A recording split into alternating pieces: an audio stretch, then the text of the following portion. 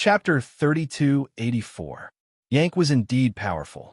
After just 7 moves, the sword formation was already on the verge of collapse. At least 100 divine swords were destroyed, and a gap appeared in the sword formation. Seeing this, Yank laughed contemptuously. "Haha, you coward! What's the use of hiding in the sword formation? This king can break this kind of sword formation that can't even withstand a single blow." As soon as he finished speaking, the crowd fell silent. Thousands of divine swords suddenly gathered silently in the sword formation behind him, forming 9 heaven-splitting swords that were tens of thousands of feet long. The 9 giant swords had accumulated a terrifying amount of power, and they attacked Yin Ku from different directions without making a sound. However, Yank was already prepared and constantly monitored the movements of the sword formation.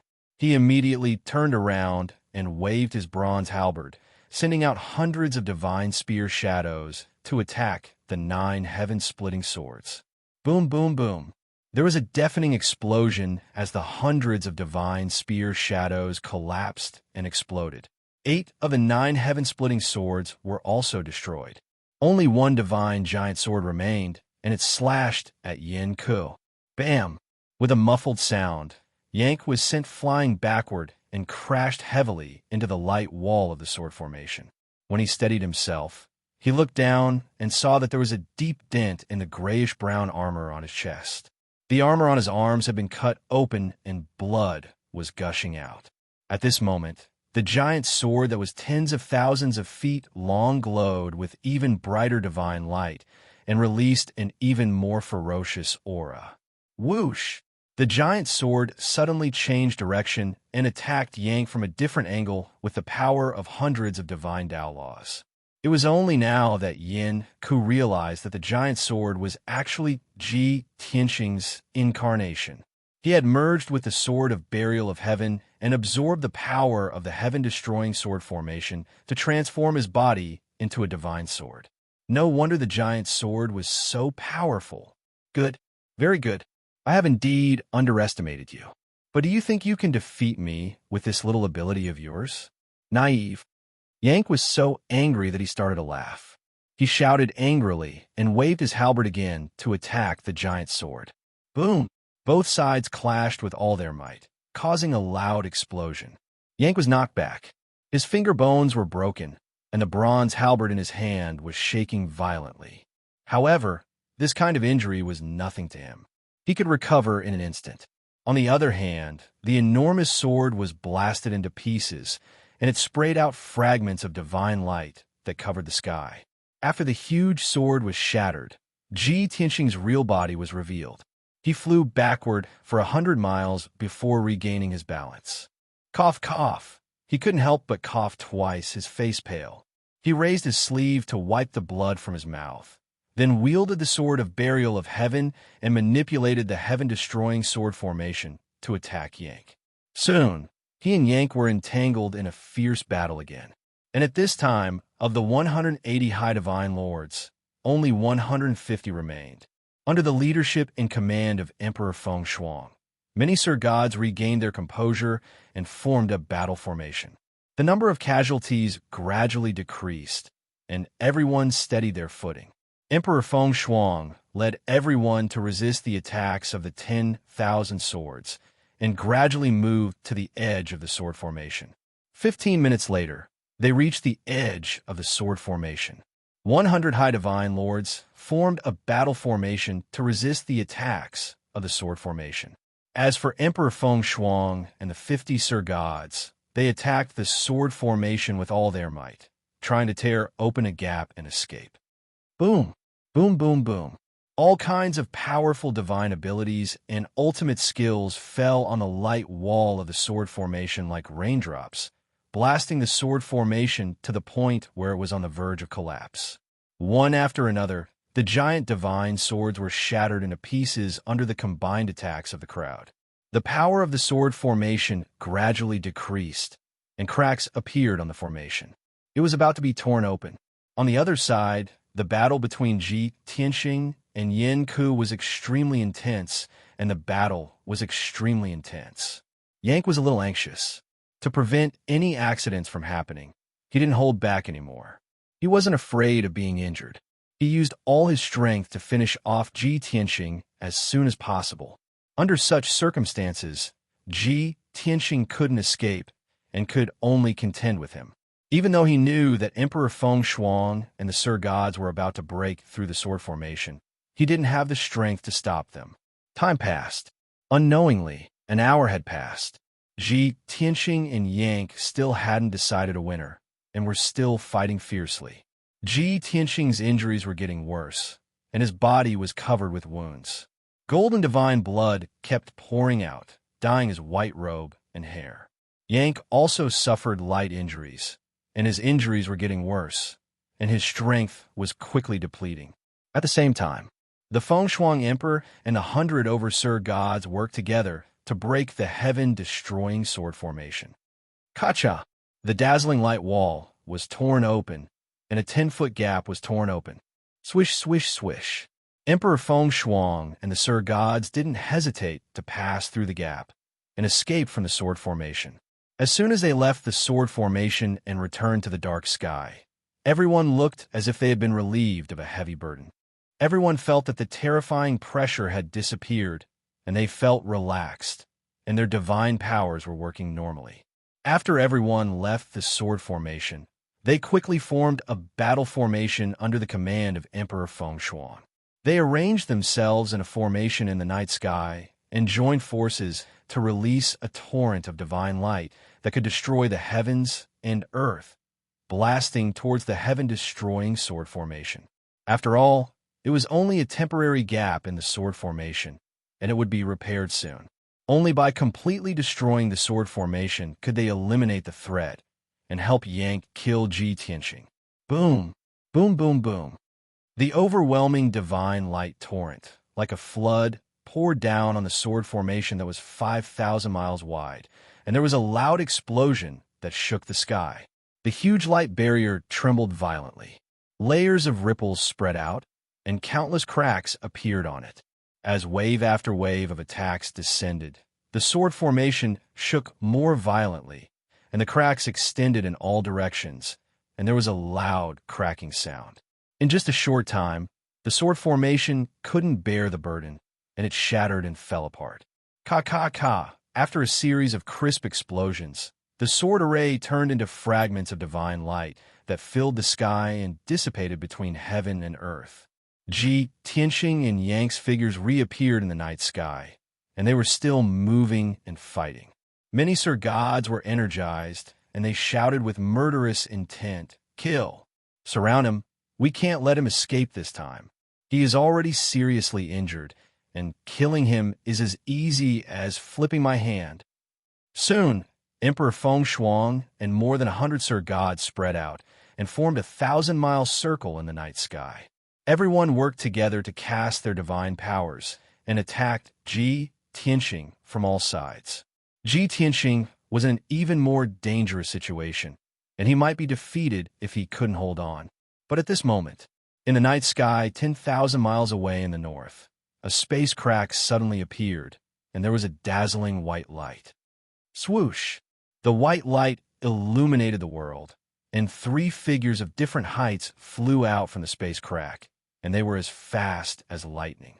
In just a few breaths, the 3 figures arrived near the battlefield, and they stopped. A sacred and majestic aura that enveloped the entire place spread out, sealing off the area within a radius of tens of thousands of miles. Emperor Feng Shuang and all the Sir Gods suddenly felt the pressure increase, and their hearts were filled with fear and respect.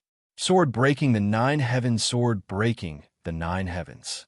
Chapter 3285. With the arrival of the 3 mysterious experts, the Wind Frost Emperor and many Sir Gods stopped attacking. Even Ji Tianxing and Yank, who were fighting fiercely, stopped at the same time and turned to look at the 3 experts. When they saw the faces of the 3 powerhouses clearly, their expressions immediately changed. Yank frowned, and his expression became extremely ugly. He gritted his teeth and cursed, "Damn bastard! Every time you appear at the critical moment, you ruin my plans." While he was angry, he also felt helpless, because he knew that he could not kill Ji Tianqing. On the other hand, Ji Tianqing's expression was a little surprised. He raised his eyebrows, and the corners of his mouth curled up into a smile. This couple came at the right time. They even brought strong reinforcements. Without a doubt, among the three experts, there was a man and a woman. They were Chao Qingyu and Lan Er. On the other side, the Wind Frost Emperor stared at the three experts and carefully looked at the man in the golden robe. After being in a daze for a moment, he suddenly realized something. His expression changed drastically, and his eyes widened, revealing a deep sense of horror. Domain Lord. Domain Lord? Because of his nervousness and fear, the Wind Frost Emperor's voice was trembling. He only felt that the world was spinning. His eyes darkened, and his legs were a little weak. He could not help but kneel down to salute, because the tall and burly middle-aged man in the golden robe was the Tianbei Domain Lord, who had not shown up for 10,000 years. As early as 10,000 years ago, the Wind Frost Emperor was lucky enough to see the real face of the Tianbei Domain Lord, but only once.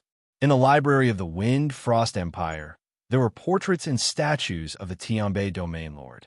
Therefore, when the Wind Frost Emperor saw the Tianbei Domain Lord, he was stunned for a moment. After carefully observing for a while, he dared to confirm his identity. Hearing the Wind Frost Emperor's trembling voice, more than 100 Sir Gods were suddenly shocked. Everyone's expression changed drastically. Their faces were filled with panic and shock, and their legs began to tremble. At the same time, the Tianbei Domain Lord was expressionless. He looked at the Wind Frost Emperor majestically and said in a sonorous voice, "Very good. You still recognize this king. And you even know that Tianbei region is this king's territory. I thought that you had sided with this foreign race's god king and wanted to help him seize the position of region lord." The deep and vigorous voice contained a powerful, soul-sucking power. The Fengshuang Emperor and many divine emperors were terrified. Their faces were pale, and they were sweating profusely. This subordinate pays his respects to the region lord. Domain Lord, please judge clearly. This subordinate is loyal and devoted to you, and I absolutely have no intention of betraying you. The Wind Frost Emperor could not withstand the pressure of the Northern Heaven region leader. He immediately knelt down and begged for mercy. The Tianbei Protectorate Lord was unmoved. His eyes turned even colder as he asked, "You followed the orders of the foreign race's supreme being and gathered many high-level divine lords to invade the great Yan Empire. You started a war between the two empires and destroyed the peace of the Tianbei Protectorate. Is this how loyal you are to me?" Subordinate. The Wind Frost Emperor was at a loss for words, not knowing how to explain. After all, this was an established fact. It had happened and could not be refuted. However, he was controlled by Yank and was loyal to Yank. It was even more impossible for him to push the blame to Yank. After a moment of silence, he calmed down and explained seriously, "Please believe me, Domain Lord. This subordinate did not want to start a war between the two empires. This subordinate led a large number of divine lords here just to capture Tianqing. As long as we can capture this person, this subordinate will immediately let all the divine lords return to the Wind Frost Empire. Moreover, this subordinate is willing to be captured and bear the anger of the Domain Lord. I will accept all punishment and sanctions." The Wind Frost Emperor's tone was firm, steady, and powerful, showing the domineering and responsibility of an emperor. More than 100 Sir Gods were suddenly in awe, and they let out a sigh of relief. Since the Wind Frost Emperor wanted to take the blame alone, they could be exempted from punishment. However, no one knew. This was not the Wind Frost Emperor's intention. In fact, he refused in his heart. He wanted to tell the Northern Heaven Domain Lord that this matter had nothing to do with him. He was also controlled by someone and had no choice. However, Yank used his mind to manipulate him and forced him to say these words. The Northern Heaven Domain Lord showed a trace of surprise. He looked deeply at Yank and said, "Wind Frost Emperor, even if you have some responsibility and show an iron and unyielding appearance, it will not help." The consequences of this matter are extremely bad, and the crime is serious. It is not something you can bear alone. What's more, since this king is here, you can only accept the punishment. What qualifications do you have to talk about conditions? Like a muffled thunder, the sound waves echoed in the night sky, deafening.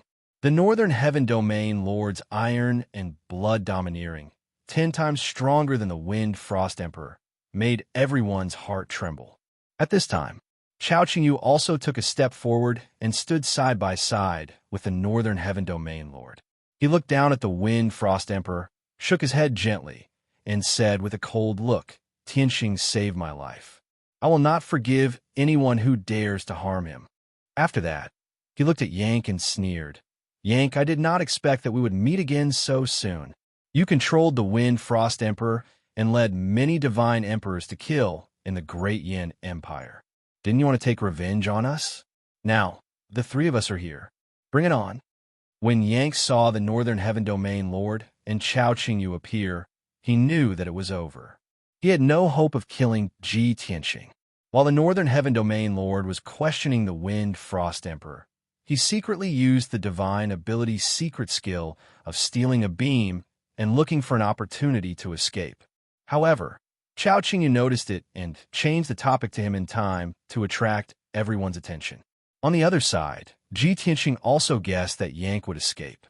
He quietly flew behind him and blocked his way.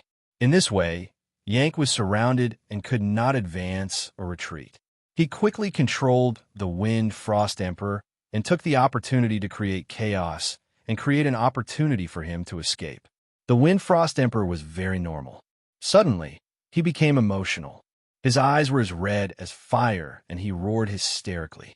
"Generals, listen to my order. The domain lord will not forgive us. He will kill us all. We can only break out with all our strength to win a chance of survival. Everyone, follow me and break out at all costs."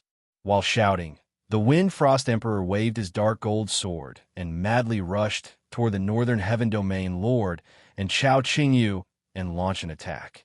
The 100+ high divine lords all revealed expressions of incomparable shock and astonishment. All of them were stunned where they stood. No one could believe that the wind frost emperor had attacked the domain lord. He seemed to have lost his mind. He was simply tired of living. Most of the divine emperors did not dare to act rashly. Their hearts were in their throats, and they were sweating for the wind frost emperor. Chapter 3286. Kill. Charge! The wind frost emperor and more than 30 monarchs shouted as they rushed towards the North Heaven region master. Of course, some of them are like moths flying into a flame. Everyone, including the Northern Heaven region leader, looked at them quietly. In everyone's eyes, they had been sentenced to death.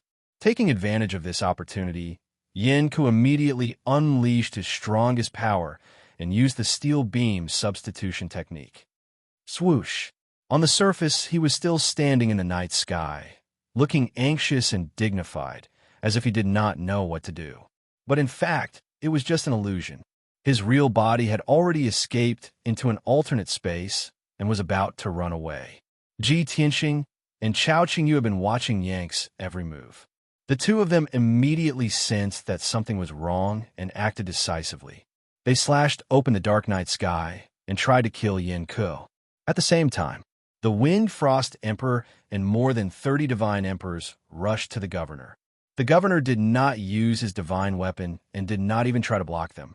He was expressionless and looked at the wind frost emperor and the others sternly. Suddenly, he shouted, "A group of evil beasts, kneel down." The thunderous roar suddenly exploded in the night sky and shook the earth for tens of thousands of miles. In the invisible sound wave, there was a divine power that could suppress everything and a terrifying power that shrouded the wind frost emperor and the others. Suddenly, the wind frost emperor and more than 30 divine emperors froze in place, as if they had been struck by lightning. The divine abilities and consummate skills that everyone had used also collapsed into fragments that filled the sky. Their fighting spirit and killing intent also disappeared in an instant. This was the difference between a divine king and a divine emperor. More than 30 high divine lords were stunned, by the Northern Heaven Region Master's cold shout. All of their attacks and fighting spirit collapsed. The faces of those high divine lords were ashen, their bodies trembling like sieves as they involuntarily retreated. The governor looked at the Wind Frost Emperor sternly and shouted, "Evil beast, kneel here and wait for me to punish you." After that, the Northern Heaven Region leader did not look at him anymore and went after Yank. The Wind Frost Emperor looked as if he had lost his parents. He knelt down with a dejected expression. He did not dare to say anything, nor did he dare to act rashly. The High Divine Lords were the same. They all stood obediently behind the Wind Frost Emperor, their heads drooping. The North Heaven Region Master's power was too deep, and it had long been ingrained in everyone's hearts. Because of this, he was able to make the Wind Frost Emperor and the other Sir Gods obey him with just a few angry shouts. 50,000 li away, the dark night sky was illuminated by a dazzling divine light. Ji Tianxing and Chao Qingyu unleashed their ultimate skills and slashed out dozens of space cracks in the night sky, covering an area of a few thousand miles. The space in this area shattered, bursting out with terrifying energy fluctuations, sweeping up a vast white space storm.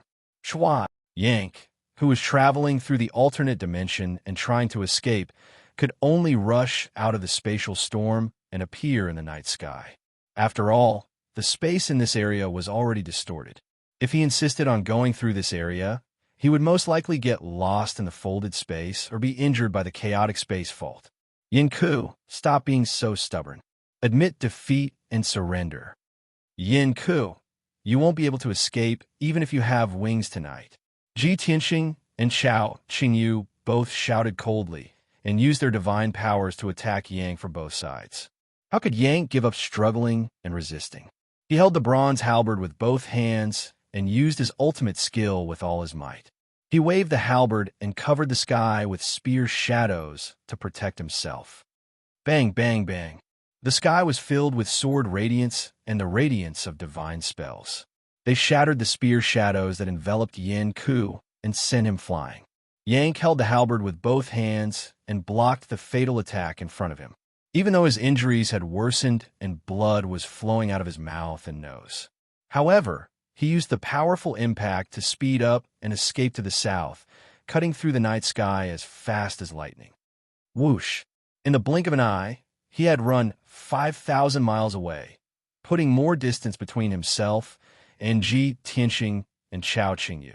His incomparable desire to survive made him unleash his most powerful potential and run as fast as he could. Ji Tianxing and Chao Qingyu could not catch up with him in a short time. However, when Yank had run 10,000 miles away, the Tianbei protector caught up with him. Shua! In the night sky in front of him, a beam of white light suddenly lit up and a powerful spatial fluctuation burst out. In the white light, the Tianbei protector teleported and raised his fists to hit Yank. Sky-dominating punch. The Tianbei protector shouted angrily. His body was burning with divine flames, and the 4 wings on his back were all open. Endless divine power poured out of his fists and condensed into 2 mountain-like fist radiances, which hit Yank. Bang! There was a muffled explosion that resounded through the sky and shook the earth. Without any suspense, Yank was sent flying back and rolled toward Ji Tianxing and Chao Qingyu. While he was still rolling in the night sky, he let out a painful groan and blood spilled all over his body. After being hit by such a heavy blow, at least a dozen of his divine bones were broken, and his injuries were even more severe. Yin Ku had just neutralized the impact and hadn't even stabilized himself when Ji Tianxing and Chao Qingyu joined forces to attack again. Heavenly Dragon Slash. 1,000 Gods Imperial Worship. Ji Tianxing held the Sword of Burial of Heaven and slashed out a giant sword that was 10,000 feet long with all his might, releasing a divine power that could split the sky and earth. Chao Qingyu formed a divine art with both hands and used a secret technique to release thousands of divine shadows, which attacked Yank fiercely. Yank could only suppress his injuries and block with his halberd. Bang, bang, bang, bang. There was another series of loud noises, and Yank was sent flying again, spitting out blood. The ruler of Tianbei Protectorate took another 5,000 miles and appeared next to him, slapping him fiercely. At the same time, Lan'er also caught up and joined the battle. Shi, Ji Tianxing, Chao Qingyu, and the ruler of Tianbei Protectorate joined forces and surrounded Yank in 4 directions. The 4 of them attacked Yank with all their might, and Yank was sent flying in the sky with blood splattering everywhere. Under such circumstances, Yank could barely fight back, let alone run away. His injuries worsened rapidly, and his strength weakened rapidly. Soon he was covered in wounds, and his body was a bloody mess. After about 15 minutes, he was severely injured and unconscious. He was no longer able to fight back. In the end, the ruler of Tianbei Protectorate used a powerful divine power to knock Yank out completely. The result was self-evident. The ruler of Tianbei Protectorate captured Yank and used a sealing technique to seal Yank's divine power and godhead. In this way, Yank was no different from an ordinary person. He was like a fish on a chopping board, waiting to be slaughtered. The battle stopped, and the night sky was quiet again. The ruler of Tianbei Protectorate carried Yank and flew to Ji Tianxing and Chao Qingyu. They looked at Yank in his hand, and Chao Qingyu asked, "Brother Qin, what are you going to do with Yank?" Chapter 32:87. How to deal with Yank was not a problem for the Tianbei Protectorate Lord. He said calmly, "This foreign race's godly king came from another continent and had a blood feud with you. He also wreaked havoc in the Tianbei region. If not for his schemes, the Wind Frost Empire and the Great Yin Empire would not have gone to war, and hundreds of thousands of people would not have been killed. Therefore, I had no choice but to kill him to quell the war between the 2 empires, to comfort the dead people, and to give them an explanation." Chao Qingyu nodded and did not say anything. Lan'er agreed and said solemnly, "Brother Qin, Yank is a middle-level godly king after all. He is powerful and has many tricks up his sleeve. If not for you, we would not have been able to capture him so easily. I also agree that we should kill him to prevent future troubles. Otherwise, he will definitely take revenge and wreak havoc in the entire Tianbei region." The Tianbei Protectorate Lord nodded and said calmly, "This foreign race's godly king came for you. Since you have no demands or plans, I will execute him in front of everyone. I will give the 2 empires an explanation and deter those restless emperors." After saying that, he turned to leave with Yank. From the beginning to the end, he had never asked for Ji Tianxing's opinion. After all, he was the honorable Protectorate Lord. Other than the Azura God Emperor who ruled the boundless heaven continent, he did not need to care about anyone else's opinion. However, Chao Qingyu and Lan, I've been good friends with him 20,000 years ago. That was why he treated them differently. Wait, just as the Tianbei Protectorate Lord was about to leave, Ji Tianxing suddenly spoke. The Tianbei Protectorate Lord turned to look at him, raised his eyebrows, and asked, "Do you have any objections?"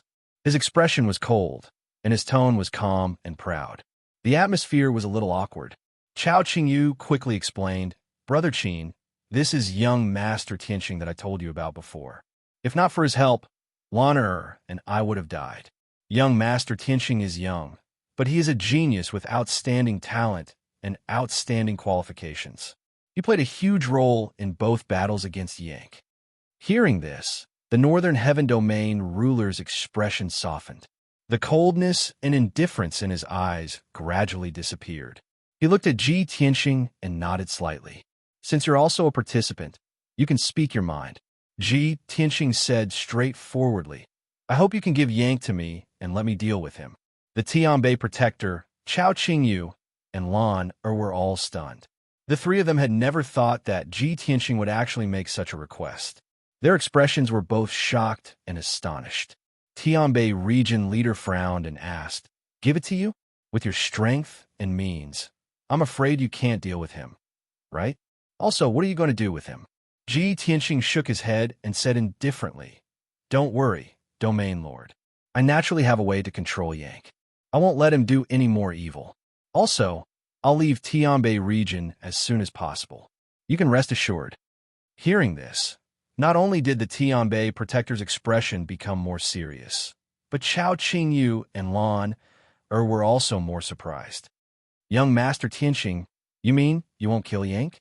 "Young Master Tianqing, why are you doing this? Yank can't be left alive."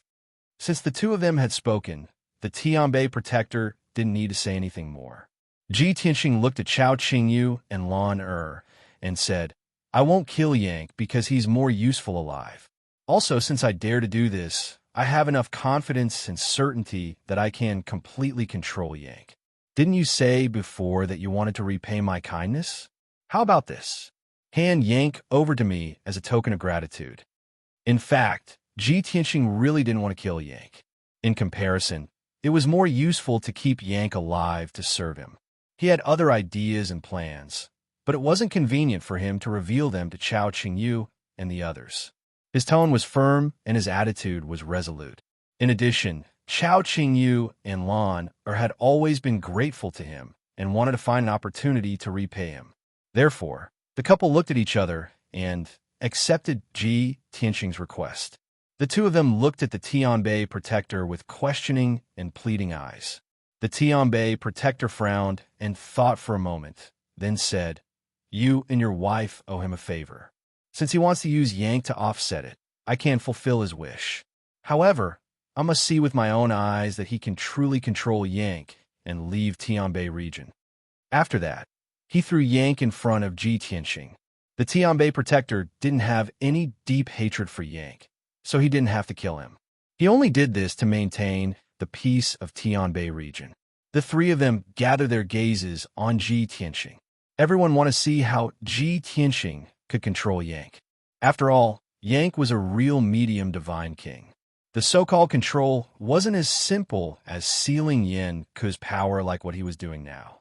It was like how Yank controlled the Emperor of Wind and Frost, turning him into a puppet that obeyed all orders. Ji Tianqing didn't waste any time and didn't want to waste any more time talking nonsense.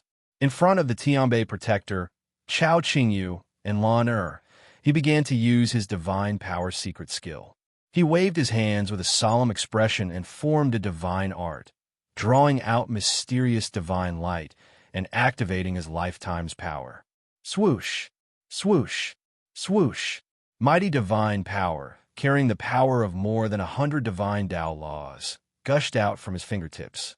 Thousands of strands of divine light interweaved and folded in front of him, shuttling back and forth and condensing into mysterious divine seals. One after another, exquisite divine seals were formed and stacked on top of each other. In the beginning, the Tianbei protector was still indifferent and had a scrutinizing attitude. After watching for a while, he saw the secret behind it, and his pupils shrank, his expression becoming much more solemn. After watching Ji Tianqing for a quarter of an hour, his eyes became more focused, and his expression became shocked and astonished. This was because Ji Tianqing's divine power used 300 divine Tao laws and condensed thousands of divine seals. Even the Tianbei protector had never seen such a miraculous technique. At the same time, he also saw that although Ji Tianqing wasn't a divine king, he had mastered 300 divine Tao laws. This was simply unheard of, an unbelievable miracle. Previously, Chao Qingyu and Lan had told him that Ji Tianqing was the most monstrous genius they had ever seen in their lives. Now that the Tianbei protector saw it with his own eyes, he deeply agreed. Unknowingly, 15 minutes passed. Millions of divine lights condensed into a golden sword in front of Ji Tianqing. The finger-sized golden sword light flashed with divine and dazzling light. Ji Tianqing activated the small golden sword and pierced Yang's forehead, into his godhead, and into his divine soul. The entire process was very smooth and didn't encounter any obstacles. The Tianbei protector, Chao Qingyu and Lan, watched the entire process with their divine senses and were immediately in awe and astonishment. Chapter 3288. Yank was in a coma, and his power and divine soul were sealed. The small golden sword that Ji Tianqing had conjured could, of course, pierce through his godhead. However, the structure of the walnut-sized godhead was extremely complicated. Even in a coma, the godhead would protect itself and form a strong defense. Unless Ji Tianxing could find the weakness and flaw of the godhead, he could only control the small golden sword and force it into the godhead. However, forcefully piercing Yang's godhead would cause him serious injuries. In the best-case scenario, his power would be greatly reduced, and in the worst-case scenario, his life would be in danger. In addition, the godheads of different races were different. Yang was a foreign race's supreme being, so his godhead was more complicated and his defense stronger. However, Ji Tianxing controlled the small golden sword and pierced the godhead with precision, smoothly merging it with his divine soul. Yang was not affected, and his divine soul's aura was still stable. This was enough to prove that Ji Tianxing had already found the weakness and flaw of Yang's godhead.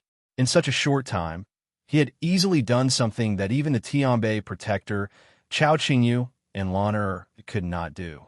How could the three supreme beings not be surprised? Especially the Tianbei protector, whose impression of Ji Tianxing had completely changed. The coldness and indifference from before had turned into excitement, disbelief, and admiration. Swoosh! Soon, Ji Tianxing finished his spell and stopped. He turned to look at the Tianbei protector and explained, "I have already planted the sword qi of obliteration in Yang's divine soul. His life is in my hands. Can you rest assured and leave him to me?" The Tianbei protector did not comment. He frowned and stared at Yang for a while. "Where is the sword qi of obliteration? Why didn't I find it in his divine soul?" Ji Tianxing revealed a trace of a smile and explained again. "The sword qi has long since dispersed and merged with his divine soul. It's difficult to separate them. If they can't fuse, the sword qi will hang in his divine soul. Sooner or later, he will find a way to expel the sword qi of destruction from his body." After he finished speaking, he formed a seal with his right hand and sent out 9 seals. Instantly, countless strands of golden sword qi quickly condensed into a small golden sword in Yang's divine soul. Friends, please prompt. Pay attention to the rest of your eyes after reading for a long time. 00 recommended reading. Once again, he used the divine seal and sent it into Yang's mind. The small golden sword quickly dissipated and merged with his divine soul. The Northern Heaven Region Governor saw the whole process clearly. While he was amazed, he finally dispelled his worries. "Well, since you can control Yang, take him away from the Northern Heaven region as soon as possible. You are indeed the most monstrous genius I have ever seen in my life." The Northern Heaven region ruler, who had always been arrogant and aloof, actually praised the young divine emperor to his face. This was the first time this had happened. Chao Qingyu and Lan knew his character well. They found it unbelievable, and their eyes were full of splendor. The Northern Heaven region governor did not say anything more. His eyes fell on Chao Qingyu and Lan Er. He said, "When this is over, let's leave Yang to Tianxing. We should go back. That bastard Emperor Feng Shuang is still waiting for me to deal with him." However, Chao Qingyu and Lan Er shook their heads. "Brother Qin, you can deal with this matter. We won't interfere. Also, we have something to say to young Master Tianxing." The Northern Heaven region governor seemed to have guessed something. He took a deep look at the two of them and nodded slightly. "All right, then I'll leave first. You guys take care." After that, the Northern Heaven region governor waved his hand and broke the night sky. He stepped into the space crack and disappeared. After he left, Ji Tianxing looked at Chao Qingyu and Lan Er and asked the question in his heart. "Tonight, I passed by the Yinling Mountain Range and saw a powerhouse slaughtering the Yi and Divine Nations guards, so I decided to help." He didn't expect to meet the Wind Frost Emperor and Yang here. It was all Yang's doing. However, didn't you all leave the Cloud Sea secret realm to find someone to treat your injuries? Why are you here? And with the Tianbei region master? Could it be that the person you're talking about is? Chao Qingyu nodded with a smile and explained, "That's right. We were talking about Brother Qin when we said that we were looking for someone to heal us. As early as 20,000 years ago, we were good friends. He's a god king. He is the only one who can help us heal our injuries quickly." Lan nodded in agreement and explained, "Yesterday evening, we were in the Domain Lord's divine palace, and he used his arts to heal our injuries. Suddenly, the Emperor of the Great Yin Empire sent an emergency message to the Territorial Lord for help and briefly explained the situation. And NB friends, please prompt. Pay attention to the rest of your eyes after reading for a long time. 00 recommended reading. SP. The Tianbei region has been peaceful for nearly 10,000 years, and the Territorial Lord has never appeared. This time, the Wind Frost Empire sent a large number of powerhouses to attack the Great Yin Empire and instigate a war between the two empires. Of course, the Territorial Lord was furious and decided to take action personally to stop the war from happening. We were also present at that time, so we naturally followed the Territorial Lord to help him quell the war. We didn't expect to see you and Yank fighting as soon as we arrived at the Yinling mountain range. What a coincidence! After listening to Lan Er's explanation, Ji Tianxing came to a realization. I see. No wonder the Tianbei region master, who hasn't shown his face for 10,000 years, suddenly appeared. You all followed him. I didn't expect that it was Yin Yongning who sent the message for help. In that case, I have to thank him.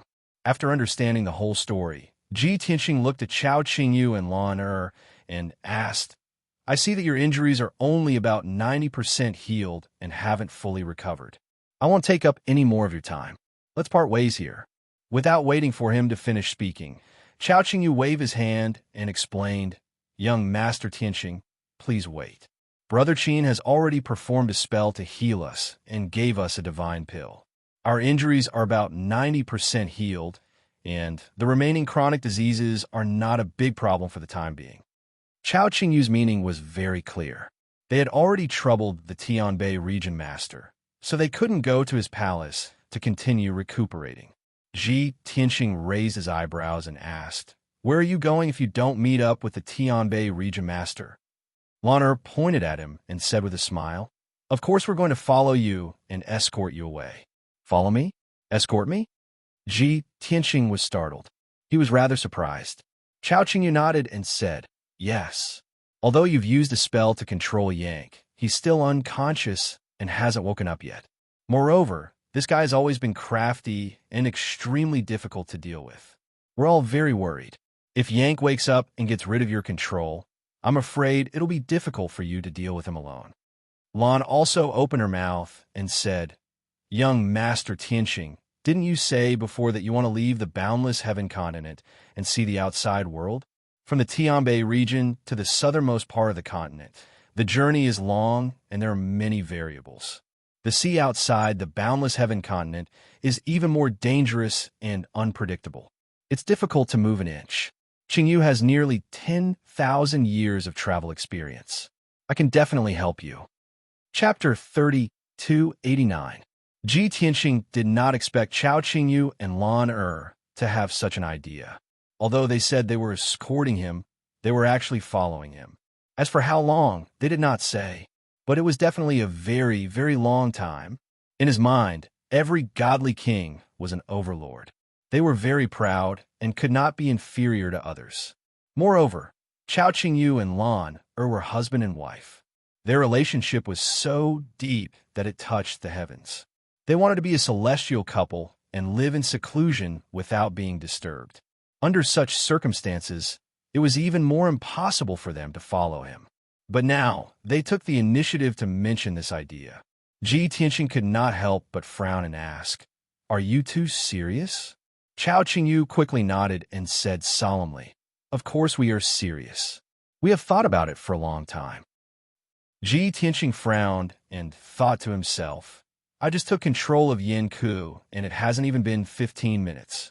The two of you didn't even discuss it. How can this be considered deliberate?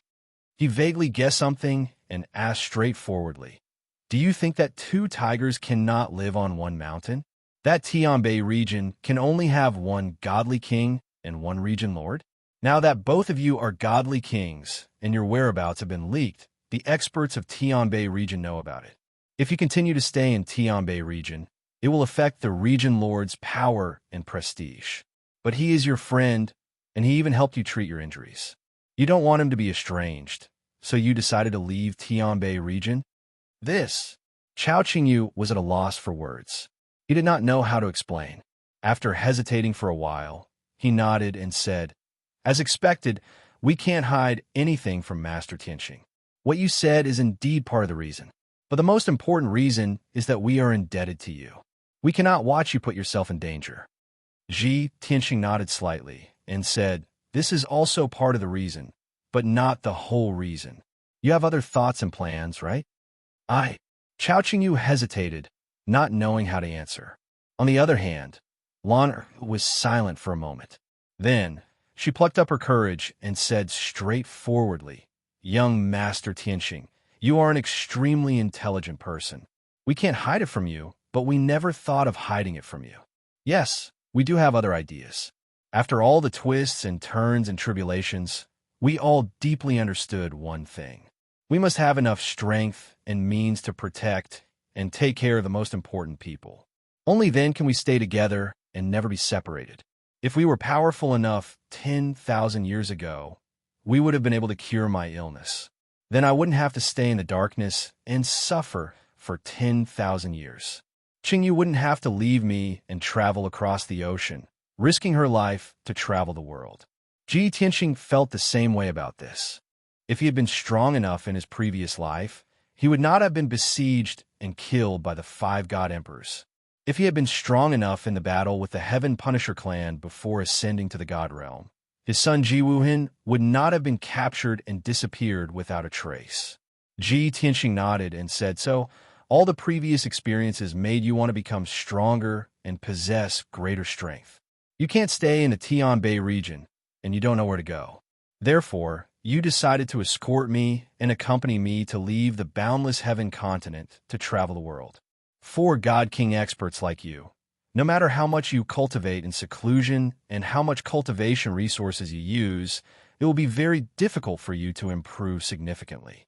Only by traveling the world can you obtain opportunities and quickly increase your strength." Hearing his words, Chao Qingyu and Lan hurriedly nodded in agreement.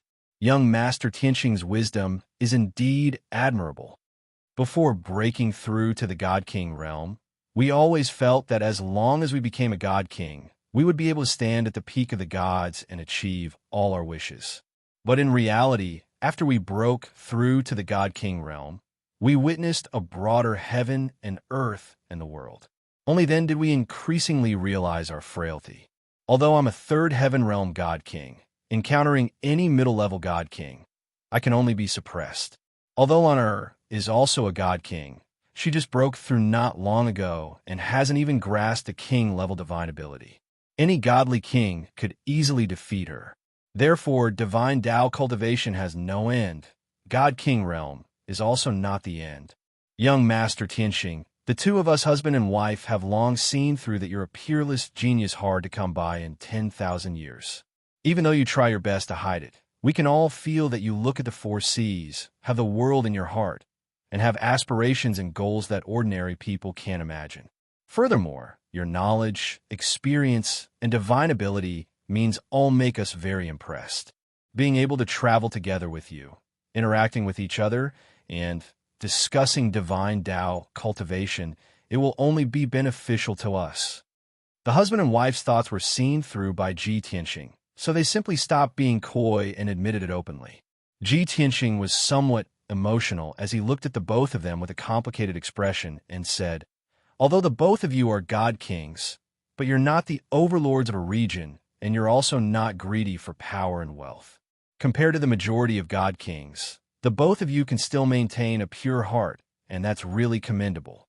Since the both of you are honest with me and are willing to follow me to the south, then I'll tell you," saying until here, he intentionally paused for a moment to see Chao Qingyu and Lan Er's reaction. The husband and wife indeed held their breaths and concentrated as they looked at him without blinking, waiting for him to give an answer. Whether they agreed or not, it was up to Tianqing's thoughts. After a moment, Tianqing then revealed a smile and continued, "Your sincerity, I've seen it. Your suggestion, I accept. Furthermore, the both of you will thank yourselves in the future for making the wisest choice." although this sentence now sounded a little arrogant and overly confident. But who was he? The Kenshin who once stood at the peak of the divine Tao and awed the world. He was absolutely qualified to say this. Chao Qingyu and Lan were stunned for a moment, then immediately revealed a look of great joy as they hurriedly cupped their hands and bowed to thank him. Young Master Tianxing is indeed broad-minded. Many thanks to young Master for granting our wish. In the future, we will be the friends and companions most worthy of your trust. The scene in front of him looked a little absurd and puzzling. It was clearly two God-King powerhouses who proposed to escort Ji Tianxing to follow and protect him.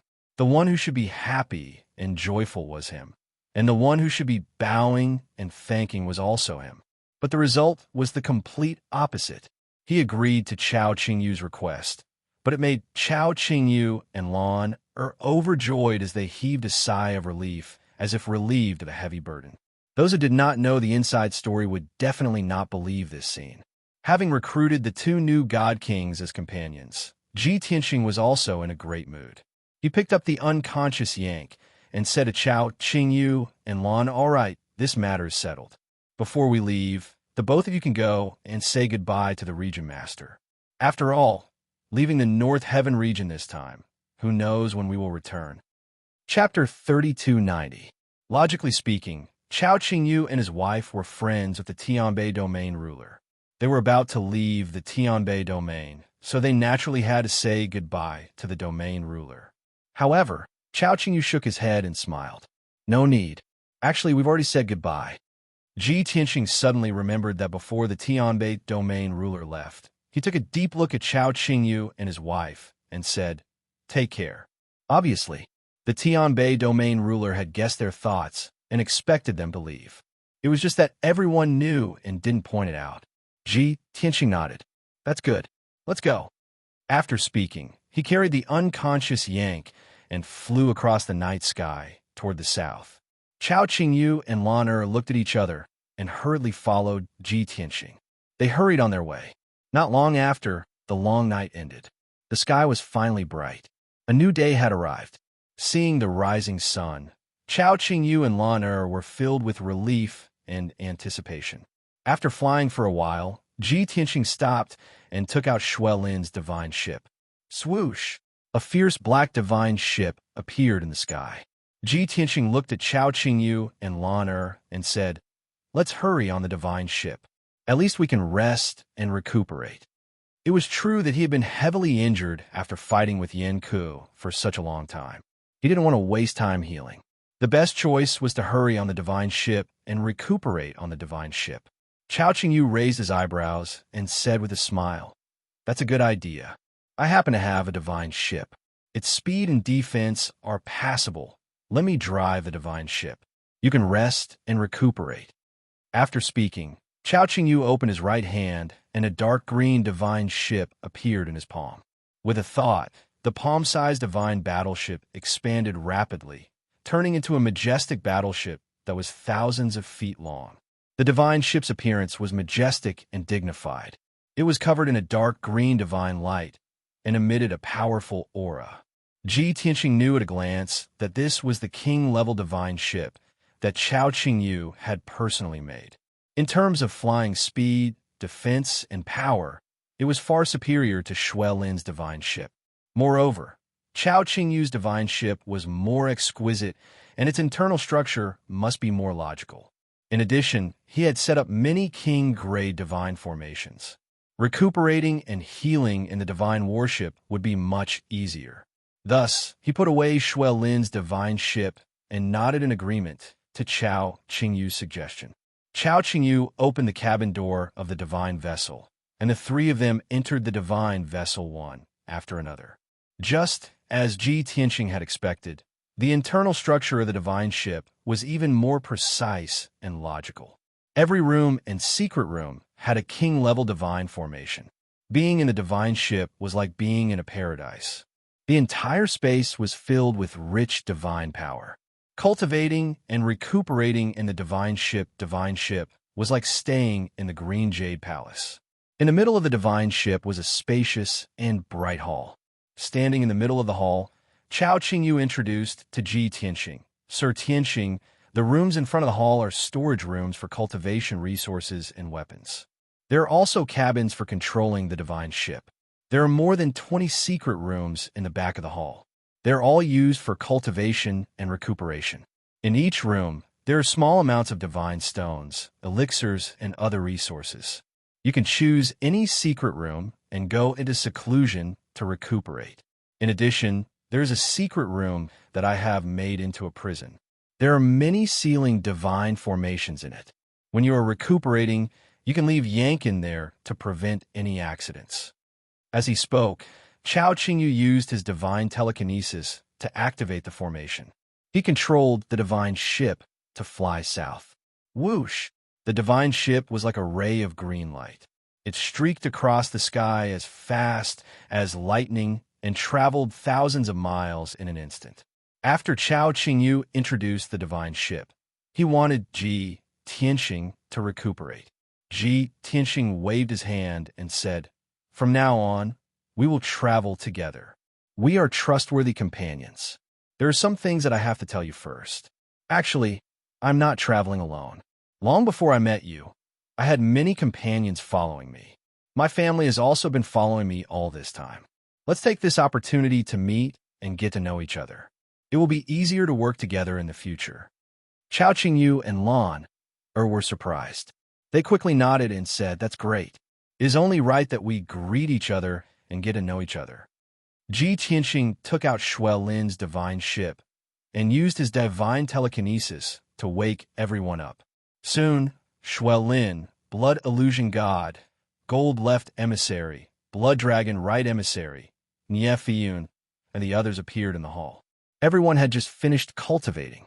When they heard Ji Tianxing's call, they quickly showed themselves. In the end, they found themselves in an even more exquisite divine ship. In front of them, apart from Ji Tianxing, there was also a middle-aged couple with powerful and mysterious auras. Everyone was stunned for a moment, sizing up Chao Qingyu couple with curiosity.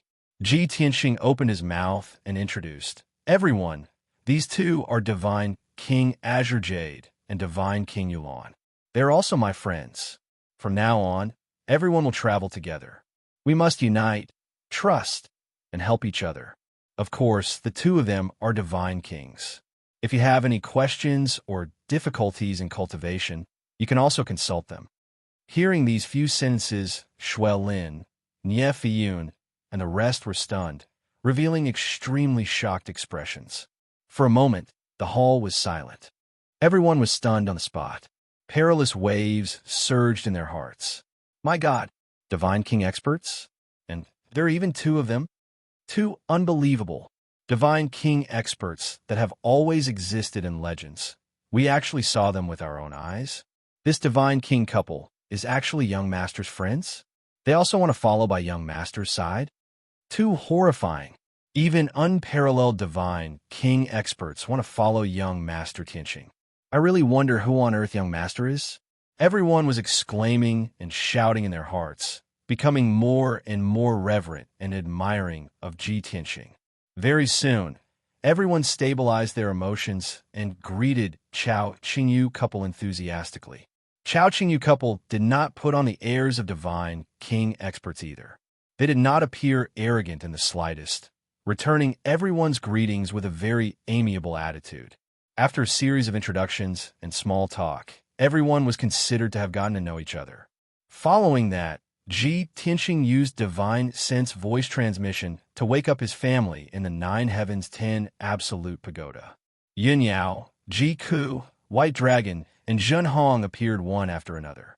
Only Ji Tianxing did not wake Ji Wushuang up, because she was at a critical juncture of cultivation. The four of them appeared in the hall. Ji Tianxing introduced them to each other, and everyone was considered to have gotten to know each other. After learning that Yin Yao and Ji Ku were Ji Tianxing's wives, that White Dragon was his disciple, and that Zhen Hong was his maidservant, Chao Qingyu couple's attitude changed a little. They were obviously much closer. Everyone saw this scene and became more and more shocked. They only felt that it was inconceivable. After all, Chao Qingyu couple took the initiative to express goodwill to Yun Yao and Ji Ku. It was a kind of fawning and getting closer to Ji Tianxing. Everyone could not help but wonder how mysterious and powerful Ji Tianxing was to make two divine kings take the initiative to curry favor with him. Sword piercing the nine heavens, sword piercing the nine heavens. Chapter 32:91. Although Lin Shui left emissary Jin and the others admired Ji Tianxing greatly, they also knew that Ji Tianxing was a once-in-a-lifetime genius and that he had supernatural powers that were comparable to the godly kings. However, they did not expect that even godly kings like Chao Qingyu and Lan would have to swallow their pride and follow Ji Tianxing. This was simply unbelievable. They had followed Ji Tianxing for so long and were very familiar with Ji Tianxing. However, they suddenly realized that they could not see through Ji Tianxing at all. After exchanging some pleasantries, both parties went about their own business. Lan chose a secret room and went into seclusion to cultivate and heal her injuries. Chao Qingyu went to the cockpit of the divine warship and adjusted her breathing as she steered the divine warship. As for Lin Shui, Shui Huan, left emissary Jin, and the others, they each chose a secret room and continued to cultivate. Only Ji Tianxing, Yin Yao, Ji Ku, Bai Long, and Jin Hong were left in the main hall. Jin Hong did not think that there was anything wrong with this. However, he looked at Ji Tianxing with even more admiration. Yin Yao, Ji Ku, and Bai Long, on the other hand, had strange expressions on their faces. They all sent telepathic messages to Ji Tianxing. Tianxing, how did you subdue these two godly kings? Big brother Tianxing, these are two bona fide godly kings. Why would they lower themselves and choose to follow you? Could it be that they know your true identity? Master, did you expose your true identity? The three of them were Ji Tianxing's closest and most trusted people. They all knew Ji Tianxing's true identity. Therefore, when they saw Chao Qingyu and Lan following Ji Tianxing, their first reaction was that Chao Qingyu and Lan knew that Ji Tianxing was Qin Shin's reincarnation. In response to their questions, Ji Tianxing used his divine sense to transmit his voice to them. Chao Qingyu and Lan story is a little complicated. I'll tell you more about it later. The reason why they trusted me was because I had saved their lives and helped them a lot. Also, Chao Qingyu once tested me and mentioned something that happened 1,000 years ago. I met him back then, fought him, and even gave him some pointers. He probably had some suspicions, but could not be sure. Therefore, they were willing to escort me out of the boundless heaven continent. Hearing this, the three of them understood the reason. At the same time, they didn't need to ask how Chao Qingyu had tested him. They could guess that Ji Tianxing definitely didn't admit to it. After all, a divine king powerhouse over 1,000 years ago became a divine lord now. Who knew what kind of storm such a strange thing would cause? After a moment of silence, Yin Yao asked again, Tianxing, having two divine king powerhouses willing to follow you is naturally a good thing. In the future, when we travel the divine realm, we'll have an extra helping hand. At an appropriate time, you can also give them some pointers and guide them. But you can't trust them too much. Don't have the heart to harm others, but don't be without the heart to guard against others. Jiku also felt the same. Nodding repeatedly, he advised, Big brother Tianxing, you haven't been in contact with them for long. You might not really understand them. It's better to be on guard. Although White Dragon also had this idea, the two madams had already said it, so he did not elaborate. Ji Tianxing nodded and said with a slight smile, You all don't have to worry. I still have the ability to judge people. Moreover, even if they have disloyalty someday in the future and want to harm me, they won't succeed. I'm already at the peak of the Divine Lord realm. It won't be long before I break through to the Divine King realm. Also, other than the two of them, I have a mid-level Divine King with me. This mid-level Divine King is loyal to me. He will never betray me. After saying that, he took out the Juqian 10 Absolutes Pagoda and took out the unconscious Yank from the third floor. Yank, who was 10 feet tall, looked like a rock giant. He suddenly appeared in the hall, lying on the ground in a sleeping posture. He occupied half of the hall. Yin Yao, Jiku and White Dragon were stunned. They looked at Yank in surprise. Tianxing, who is this rock monster? Did you make him into a puppet? This big guy is a mid-level divine king? He's even stronger than the couple? Master, you're just a mid-level divine king. How did you subdue a mid-level divine king? Are you trying to defy the heavens? The three of them were shocked. They found it unbelievable. Tianxing explained to them, it's a long story. I have to start with Chao Qingyu and his wife. Then he told them about Lan'er turning into a monster and how Chao Qingyu left the boundless heaven continent to search for the antidote. After half a quarter of an hour, Yin Yao, Ji Ku, and the other two finally understood the whole story. When they looked at Yank again, their expressions were a little complicated. There was also some sympathy and pity in their eyes. If that's the case, this Yank is really unlucky. The wind, thunder, soul-cleansing elixir that he worked so hard to get was stolen by Chao Qingyu. He chased after Chao Qingyu for many years and crossed the sea to Tianbei region. Unfortunately, he met you. Now, not only did he fail to get the elixir back, but he was also severely injured and had his divine soul controlled by you. Big brother Tianxing, this guy is a mid-level divine king. You have to be careful. If he removes the apocalyptic sword chi that you planted in him in the future, he'll definitely take revenge on you. Master is still master. With the strength of a peak divine lord, you can actually control a mid-level divine king. You're more than 10 times more awesome than you were back then. After hearing what the three of them said, Tianxing smiled and said, Don't worry. Since I can control Yank, I have absolute confidence that he won't be able to escape. From now on, he's my most loyal guard. Now, our forces can be considered very strong. With 3 divine kings protecting us, it's enough to roam the divine realm. Don't worry, go back to the divine pagoda and cultivate in peace. I still have to wake Yank up and let him treat his injuries as soon as possible. Indeed, the unconscious Yank was severely injured and his strength was also incomparably weak. Without decades of treatment and recuperation, it would be very difficult for him to recover. Yin Yao, Ji Ku, and White Dragon didn't stay any longer. After bidding farewell to Tianxing, they all entered the distorted space-time of the divine pagoda and went into seclusion to cultivate. With 3 divine kings protecting Tianxing, they didn't have to worry about Tianxing's safety. They could also cultivate in peace for a long time. Of course, before returning to the divine pagoda, Yin Yao hesitated for a moment and said with a complicated tone, Tianxing, after you recover to the divine king realm, if there's a suitable opportunity, I still want to go to the dragon realm and find Wuhan as soon as possible. Tianxing knew that Yin Yao had always been very strong, even though she rarely mentioned Wuhan in these years. But Wuhan's whereabouts were still unknown. This was the biggest pain in her heart. Although she didn't say it, the guilt and longing in her heart had been tormenting her, causing her to often be secretly hurt. Now that Tianxing was about to break through to the divine king realm, the plan to find Wuhan could finally be put on the agenda. Tianxing understood Yin Yao's thoughts and hurriedly comforted her. Yao, I've been planning to do this for a long time, but we'll have to wait until we reach the reincarnation island to know whether it will work or not. Chapter 3292. Tianxing only had a general direction for the future, but he didn't have a specific plan. He could only take one step at a time and make a decision based on the situation in the future. After Yin Yao, Ji Ku, and the White Dragon returned to the divine pagoda for seclusion, he carried Yank into a secret chamber. This secret chamber was chosen by Chao Qingyu.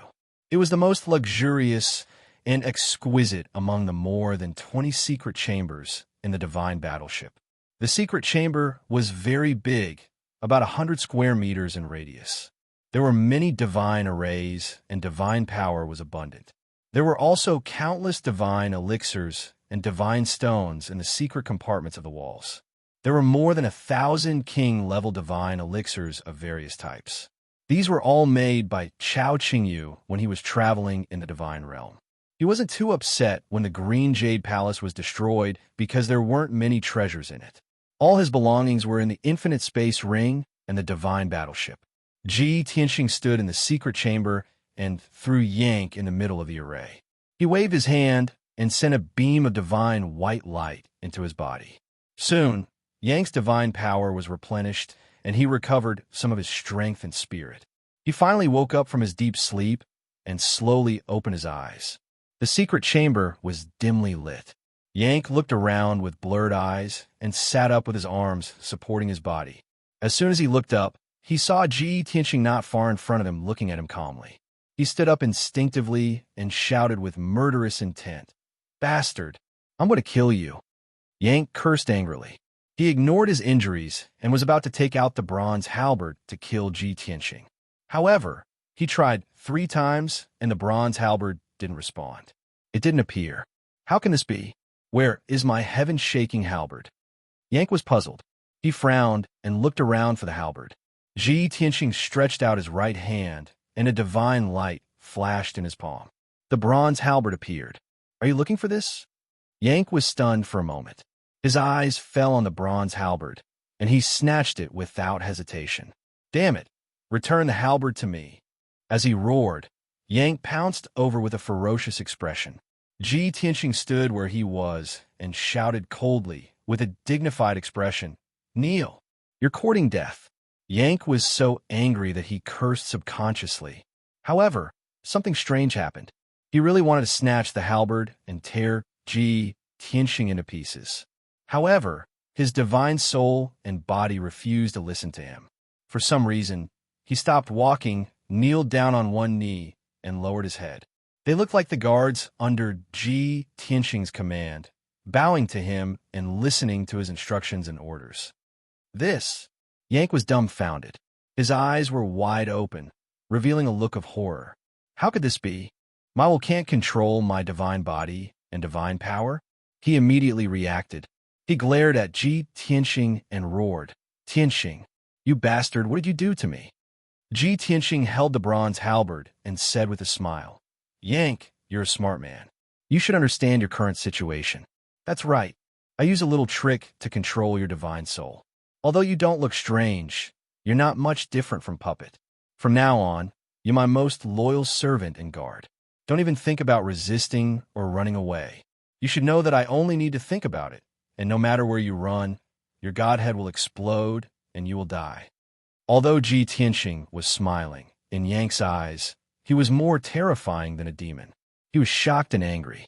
He was so angry that he trembled and his back was covered in cold sweat. "You damn bastard, you're just a divine emperor. How could you control me?" Yank couldn't accept this fact. He hurriedly cast a spell to check the godhead. However, he checked the godhead inside and out 10 times and found nothing unusual. This made him even more shocked and desperate. He couldn't even find anything unusual. How could he get rid of Ji Tianqing's control? It was too desperate. Ji Tianqing frowned and was a little unhappy. He said in a dignified tone, "Don't do things more than 3 times. You should call me Master or Supreme One. If you call me Supreme One again, I'll let you stab yourself 10 times. Yank was so humiliated that he went berserk. He was so angry that he almost lost his mind. He stared at Ji Tianqing with bloodshot eyes and roared hysterically, "Bastard! You despicable and shameless bastard! I'm a noble medium divine king, the dignified Tianquan territory ruler. Even if I die, I will never surrender to you, let alone be your servant. Kill this king and give this king a quick death." Ji Tianqing looked at him expressionlessly. He threw the bronze halberd in front of him and said indifferently, "You've challenged my bottom line again and again. You should be punished severely. You'll be punished 30 times. Take effect immediately." As soon as he said this, Yank laughed crazily and cursed with grief and indignation. "You're so funny. How can I hurt myself?" Before he finished speaking, his body loyally carried out the order. He picked up the bronze halberd and stabbed his chest and abdomen. Puff, puff, one stab after another, steady and powerful, piercing into the bone. Blood splattered and muffled sounds kept coming out. Yank was completely stunned. He even forgot about the pain and didn't even scream. After a while, the 30 stabs were finished. His chest and abdomen were badly mutilated and full of bloody holes, like a sieve. His injuries, which were already terrible, became even more terrifying. His god body was on the verge of collapsing. Blood kept coming out of Yank's mouth. He murmured in a daze, "Is this still my divine body? I can't even control my own body with my own will? Why? Why are you doing this to me?" The heart-wrenching pain finally woke him up and forced him to face reality. Although he still had an independent and sober consciousness, he was indeed controlled by Ji Tianxing and became a puppet that obeyed his every command. Such a heavy blow was unprecedented for him. Not only did it humiliate him to the extreme, but the pride in his heart also collapsed. Ha ha! I didn't expect to be reduced to such a state. I'd rather die than be manipulated by you. Yank was desperate. He sneered with grief and indignation. He raised his hand and was about to smash his head and commit suicide on the spot. However, his divine body didn't listen to him at all. His hands were hanging by his side, and he didn't have any intention to raise them. Ji Tianxing said with an indifferent expression, "Don't be delusional. Now that you've fallen into my hands, your life is mine. Your life is no longer up to you. Even suicide is wishful thinking. You can only accept the arrangement of fate and serve me faithfully. Only then can you live and have the hope of regaining your freedom." Regaining my freedom? Yank was stunned for a moment. He frowned and sneered. "How can you remove the control and let me regain my freedom?" Ji Tianxing smiled and said, "Of course not now. As for the future, it depends on your performance." Chapter 3293. Yank was silent. If he could live, he wouldn't want to die. Even if he had to live a humiliating life, at least there was hope for him to regain his freedom and escape from Ji Tianxing's control. He gradually calmed down, thinking and weighing the pros and cons in his heart. "I can't believe this bastard words. He has already controlled me. How can he remove the control? For now, I can only obey and treat my injuries first. After I recover and regain my strength, I'll think of a way to remove the control. I might be able to escape." Thinking of this, Yank's eyes regained some color, and there was a glimmer of hope in his heart. He frowned and stared at Ji Tianxing gloomily. He said angrily, "I hope you keep your word." Without a doubt, Yang chose to compromise with Ji Tianxing. Ji Tianxing raised his eyebrows and said with a smile, 10 breaths ago, you were still saying that you would never submit to this king even if you were to die, much less become this king's servant. Just a moment ago, he was unyielding and would rather die than submit. In the blink of an eye, he submitted to Ji Tianxing and decided to endure the humiliation and wait for an opportunity. It was like slapping himself in the face. However, Ji Tianxing had to say it out loud and repeat it in front of him. Yank was instantly humiliated and angry. His whole body trembled, and blood spurted out of his mouth and nose. You're too puffed." After the lesson of stabbing himself 30 times, Yank had learned his lesson. Even if he was about to explode in anger and vomit blood from humiliation, he endured it and didn't curse. After all, his injuries were almost at their limit. If he stabbed himself 30 more times, his body would be completely destroyed. In order to live, I'll endure it. Ji Tianxing revealed a mocking smile when he saw that Chu Li was forcefully suppressing his anger. He continued, "Your attitude has changed so quickly. You're really good at enduring humiliation and bearing a heavy burden. Don't think I don't know that you're planning to endure the humiliation and secretly oppose me. Heal your injuries first, and find an opportunity to escape my control in the future. As long as you escape from this king's control, you will definitely take revenge 10 times, no, 100 times, and tear this king to shreds." These were Yank's true thoughts. When he heard Ji Tianxing say it, he quickly shook his head and denied it. Ji Tianxing restrained his smile and snorted coldly, "Humph! You're a middle divine king, the domain lord of Tianquan domain. How could you not have the courage to admit your true thoughts?" Yank was silent for a moment before he nodded. He gritted his teeth and said, "So what? You humiliated and torture me like this. Don't tell me that I shouldn't do the same?" Ji Tianxing was immediately enraged. He sneered and said, "Good. You really do harbor evil intentions and intend to disobey Master. You deserve to die. Cut the crap and stab yourself another 30 times. As soon as he finished speaking, Yank clenched the bronze halberd with both hands and lifted it up obediently. He was about to stab himself again. Yank was completely speechless. He was so ashamed that he wanted to die. When he didn't admit it, Ji Tianqing said that he had no courage. When he admitted it, Ji Tianqing took the opportunity to punish him. Do you want me to live or not? Was there any justice in this world? In his extreme grief and indignation, Yanku could no longer bear this blow. His vision turned black and he fainted. Plop! With a muffled sound, Yank fell to the ground, and the bronze halberd also fell beside him. Ji Tianqing's expression returned to normal. He whispered to himself, "Boy, you still want to play tricks with me? If I don't make you obedient, I'll be sorry to your father."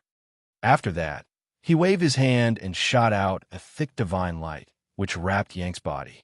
The dark green divine light had a powerful healing effect. The bloody hole in Yank's chest and abdomen soon stopped bleeding and began to heal. Next, Ji Tianqing activated the divine array in the secret chamber and cast a spell to heal Yank's injuries. After all, he only wanted to teach Yank a lesson and make Yank realize the truth and dispel any unrealistic thoughts. If he really destroyed Yank's divine body, it would take a long time for it to recover. In a short term, Yank wouldn't be able to protect and serve him. Time passed quietly. After 5 whole days, Ji Tianqing stopped casting the spell. At this time, Yank's divine body had been mostly healed by the divine array. At least, his external injuries were basically healed, and he didn't look as miserable as before. Yank woke up again. After waking up this time, his emotions were more stable, and he was obviously calmer. "Tianqing, I admit defeat for falling into your hands. Although you're not as strong as Chao Qingyu, you're 10 times more terrifying than him." Yank stared at Ji Tianqing and said in a low and solemn voice, "I understand. My life is in your hands now.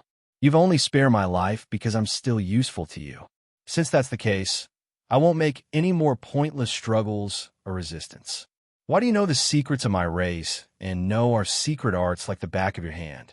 If you can tell me the reason, I'll be completely convinced and loyally assist you. You can release me only when you're satisfied with my performance. How about it?" Yank's anger and resentment dissipated, and he calmly negotiated with Ji Tianqing. Ji Tianqing was quite satisfied and nodded slightly. "Well, you're not too stupid. You finally gotten to the point. I can promise you that as long as your performance is good enough, I can answer your questions. Not only that, depending on my mood in the future, I might even give you pointers and help you reach a higher level. Isn't the Yin clan bound by bloodline shackles and destined to be unable to break through to high-level God King? This isn't a problem for me at all. As long as I'm willing, I can help you become a high-level God King in the future.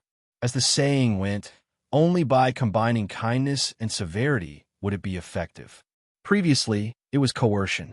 Now, he threw out temptation. How could Yank not be moved? He deeply felt that although Ji Tianqing wasn't a God King, he was stronger and knew more than a God King. With Ji Tianqing's knowledge and methods, he was indeed qualified to give him pointers. As for whether he could help him break through the bloodline shackles and become a high-level God King, Yank wouldn't comment for now. But he believed that since Ji Tianqing was so confident, there was great hope. Good. With your talent and aptitude, you'll become a God King very soon. Sooner or later, you'll become a famous mid-level God King or even a high-level God King. I'll believe you this once," Yank said in a solemn tone. The negotiation ended. The agreement had been reached. Ji Tianqing revealed a satisfied smile and said, "Since that's the case, there's nothing more to say. Let's go. I'll bring you to a place to recuperate in peace."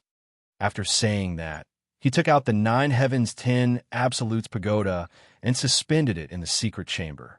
Then he brought Yank into the distorted space of the divine pagoda and flew to the bottom of the blood flame sacred tree. Only then did Yank realize that Ji Tianqing wasn't alone. He had family and friends with him. If it were anyone else, they might have evil intentions and find a chance to kidnap Yun Yao, Ji Ku, and Ji Wushuang in exchange for their freedom. But Yank knew that that was the stupidest thing to do. Ji Tianxing wouldn't be threatened at all. He could kill him with a thought. Chapter 3294. Time passed very quickly in the distorted space-time. It was most suitable for cultivating in seclusion. Rock God King noticed this and was inwardly shocked. After all, even he did not have a divine artifact that could accelerate time. However, in Tianchuan Domain, his divine palace was located in a blessed land. It had the effect of 5 times faster time. However, compared to the 9 Heavens 10 Absolutes Pagoda, it was not worth mentioning. The blood flame sacred tree that was more than 100,000 feet tall released a powerful wave of divine power. Yank sat under the sacred tree and circulated his energy to heal himself. He kept absorbing the sacred tree's power. It was twice the result with half the effort. Moreover, he had plundered hundreds of billions of resources from the Wind Frost Empire. It was enough for him to cultivate in seclusion for a few centuries. After settling down, he dispelled all distracting thoughts and focused on healing his injuries. Ji Tianxing also sat under the sacred tree, not far from Yank, and began to circulate his energy to heal himself. The distorted space-time returned to silence. Time passed quickly. Chao Qingyu piloted the warship and flew south at a moderate pace. For half a month, the warship did not stop. It crossed 5 empires, including the Wind Frost Empire. On the morning of the 18th day, the warship crossed the border of the Celestial Demon Empire and flew into the Celestial Demon Empire. The Celestial Demon Empire was located in the southernmost part of the Tianbei region. Once they crossed this empire, they would be able to leave the Tianbei region. Unlike the empires of Great Yin and Wind Frost, 80% of the Celestial Demon Empire's territory was high mountains and great lakes. The endless majestic mountain ranges and the lakes and deep ponds between the mountain ranges hid countless demon beasts and divine beasts.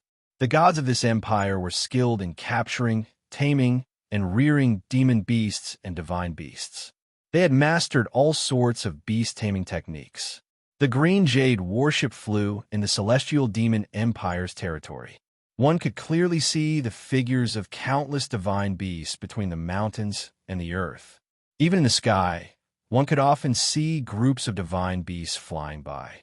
Only a small number of divine beasts were tamed. Most of the demon beasts and divine beasts were still wild and were very aggressive. Fortunately, the Green Jade warship was extremely fast. Its aura was powerful and holy. Most of the demon beasts and divine beasts were intimidated. They did not dare to approach. Even so, the Green Jade warship was attacked twice after flying for 2 days. The first time they were attacked, it was by a group of scorching sun divine eagles with explosive temperaments that were extremely aggressive. Over 30 scorching sun divine eagles all had strength above 6th level celestial deity realm. The leader was even the divine Lord Realm Eagle King. They charged towards the Green Jade battleship without any regard for their own safety and launched a fierce siege. However, no matter how they attacked, the Green Jade warship remained unharmed. After several repeated attacks, they were all sent flying by the recoil and were seriously injured. Chao Qingyu activated the divine warship's divine formation when she saw them pestering her. Immediately, the divine ship shot out tens of thousands of sword lights, shredding the scorching sun god eagles to pieces. The second attack was from 3 gigantic, bloodthirsty sky-shaking wolves. They all had divine Lord Realm strength, overlords that ruled over millions of miles of mountain ranges. They were extremely savage and bloodthirsty. For a long time, they had relied on hunting other demonic beasts and divine beasts to devour their divine pills and flesh to increase their strength. Chao Qingyu showed no mercy to these extremely aggressive and ferocious demonic beasts. The warship released tens of thousands of divine light blades, sweeping over the 3 sky-shaking wolves like storm. In the blink of an eye, the 3 sky-shaking wolves were shredded into pieces, their flesh and blood splattering everywhere. After these 2 attacks, the Green Jade warship did not encounter any more attacks. After all, they were in the outskirts of the Celestial Beast Empire in the two kingdoms under its command. 2 days later, the Green Jade warship entered the central region of the Celestial Beast Empire and arrived within the empire's borders. At this moment, Lin Shui suddenly left the secret chamber and entered the cockpit of the divine warship. Lin Shui greets Divine King Green Jade. She walked into the cockpit and bowed to Chao Qingyu in greeting. Chao Qingyu, who was resting with his eyes closed, immediately opened his eyes and looked at her in confusion. Miss Lin Shui, you don't have to be so courteous. Chao Qingyu nodded slightly and asked, why aren't you cultivating in the secret chamber, Miss Lin? What did you come to find this king for? Even though Lin Shui was just a high-ranked divine lord, she was Ji Tianqing's friend after all. Chao Qingyu still maintained a courteous attitude, his attitude gentle without any hint of arrogance. Lin Shui did not beat around the bush either and went straight to the point, saying, Divine King Green Jade, I want to ask you for a favor. Divine King Green Jade raised his brows and asked, Oh, what is it? Miss Lin, feel free to say it. As long as this king can help, I definitely won't decline. Lin Shui clasped her hands and said, Many thanks, Divine King Green Jade. Actually, it's not too big a matter either. I just want you to stop the divine warship near Double Dragon City and wait for me for 3 days. After 3 days, if I don't return, you don't have to wait anymore either. Just steer the divine warship and leave. Hearing up to here, Divine King Green Jade was stunned for a moment and frowned. Why is Miss Lin like this? Do you have something important to do? Or did you encounter some trouble? Lin Shui shook her head and said with clasped hands, Please forgive me, Divine King Green Jade. This is a little personal matter of mine. You don't have to worry. Divine King Green Jade also understood that he had only met Lin Shui once and had no friendship to speak of. If he got to the bottom of it, it would be unavoidably a little too deep and inappropriate. But he also felt that Lin Shui's eyes and emotions were very solemn and gloomy. Something major must have happened. Hence, he added another sentence and reminded, Miss Lin, this king is naturally willing to help you. But you have to understand, this king is currently escorting young Master Tianqing and also has a duty on me. I can't make decisions without authorization. How about this? You wait for a moment. After this king consults with young Master Tianqing, I'll give you a reply. The moment she heard that he wanted to consult with Ji Tianqing, Lin Shui hurriedly waved her hand and urged, Don't. Divine King Green Jade, make sure not to inform Tianqing. He was seriously injured previously and is currently at the critical juncture of recuperating. How can we disturb him? Besides, I'm just going to deal with a small matter. I only need 3 days. This. Divine King Green Jade hesitated for a moment and did not give an answer. Seeing his hesitation, Lin Shui pleaded a few more times with a sincere tone. Unable to persuade her, Divine King Green Jade could not bear to see her pitiful appearance and nodded in agreement. All right, then I'll agree to your request. Only then did Lin Shui heave a sigh of relief. After bowing to thank him, she turned and left the cockpit. Several hours later, the Green Jade battleship flew near an ancient city and stopped high in the clouds. Under Chao Qingyu's control, the battleship's cabin door opened. Lin Shui, who was wearing a scarlet dress, leaped out of the divine battleship barefooted and held a long and narrow demon saber. In the blink of an eye, her figure disappeared into the clouds and flew towards Twin Dragon City. Book Guest Residence Reading Website. Chapter 3295. Double Dragon City was an ancient city with tens of thousands of years of history. The city covered an area of 400 square miles, and more than 5 million God Clan people lived in it. The city was surrounded by endless mountains and rivers, and the divine power of heaven and earth was very rich. Whoosh! Lin Shui, dressed in red, streaked across the sky as fast as lightning and flew to the sky above Double Dragon City. She stopped thousands of feet in the air, staying invisible, and looked down at the city below. It was early in the morning. The warm sunlight shone on the city, covering the entire city with a layer of golden light, making it look especially glorious. There were many palaces and buildings in the city, and all kinds of mansions and houses were arranged in rows, with crisscrossing streets and alleys. The city was very prosperous. There were many people in the city, and it was bustling with noise. Lin Shui looked at the city quietly with a serious and solemn expression, and deep sorrow appeared in her eyes. 1,200 years have passed, and Double Dragon City is still the same as before, but the people have changed. She muttered to herself. Her voice was low and sorrowful, as well as a little emotional. Seeing the familiar Double Dragon City, which was still the same as before, endless memories flooded her mind. She remembered when she was a child. She was innocent and naive, living in seclusion with her parents and senior brother on Double Dragon Mountain, not far away. Usually, her parents and senior brother were cultivating, and they taught her to cultivate in seclusion. But she was lively and playful, so she couldn't focus on cultivation. Her life in seclusion in the mountain was boring. At that time, she yearned for the prosperous Double Dragon City the most. Every few years, she could enter Double Dragon City with her parents to buy some cultivation resources and materials, and she could take the opportunity to play for 10 days to half a month. That was her happiest moment. However, a series of accidents came and destroyed her peaceful life. First, her mother died after being seriously injured to save them. Not many years later, senior martial brother Lin Shan harbored evil intentions and ambushed and assassinated his father, framing the blame on his enemy. At that time, Lin Shui was still in the dark, fooled by Lin Shan's brilliant acting. Lin Shan even wanted to marry her and swore to avenge his master. But Lin Shui still found out the truth and exposed Lin Shan's true colors. She attacked Lin Shan crazily, wanting to kill him to avenge her father. However, she was no match for Lin Shan and was heavily injured, almost losing her life. She could only hide and recuperate. 100 years later, when her injuries had healed and her strength had improved, she went to find Lin Shan for revenge.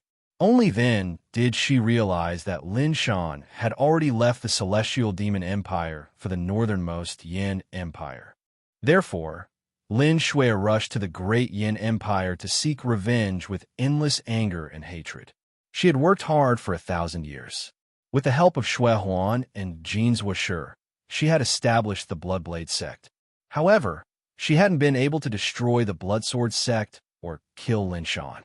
In the end, it was fortunate that she met Ji Tianxing, who fulfilled her wish and successfully killed Lin Shan to avenge her father. Thinking of this, a touch of warmth flashed in Shui Lin's eyes. She was even more grateful to Ji Tianxing. She murmured to herself, "Father, Mother, Shui has returned to see you. Although it was too late and I made you wait for 1,200 years before Shui killed that bastard Lin Shan. But in the end, Shui had killed the enemy with her own hands and avenged her father. Your souls in heaven can also rest in peace." After that, Lin Shui looked away from Double Dragon City and turned to fly east. About 100,000 miles to the east of Double Dragon City, there was a towering mountain range that was 30,000 feet tall. The mountain range was steep and filled with divine power. It was Double Dragon Mountain. At the same time, it was also where Lin Shui's parents lived in seclusion and where she grew up. After a short 45 minutes, Lin Shui flew above Double Dragon Mountain. Double Dragon Mountain spanned millions of miles from east to west. The mountain peak under her feet was the highest point of the entire mountain range. It was also the place with the most divine power in the Dragon Vein. More than half of the 33,000 feet tall mountain was shrouded in clouds. Lin Shui landed on the mountain peak. Looking at the green forest around her and the millstone stones scattered on the grass, she revealed a look of reminiscence. Back then, her parents had built the cave abode on this mountain peak.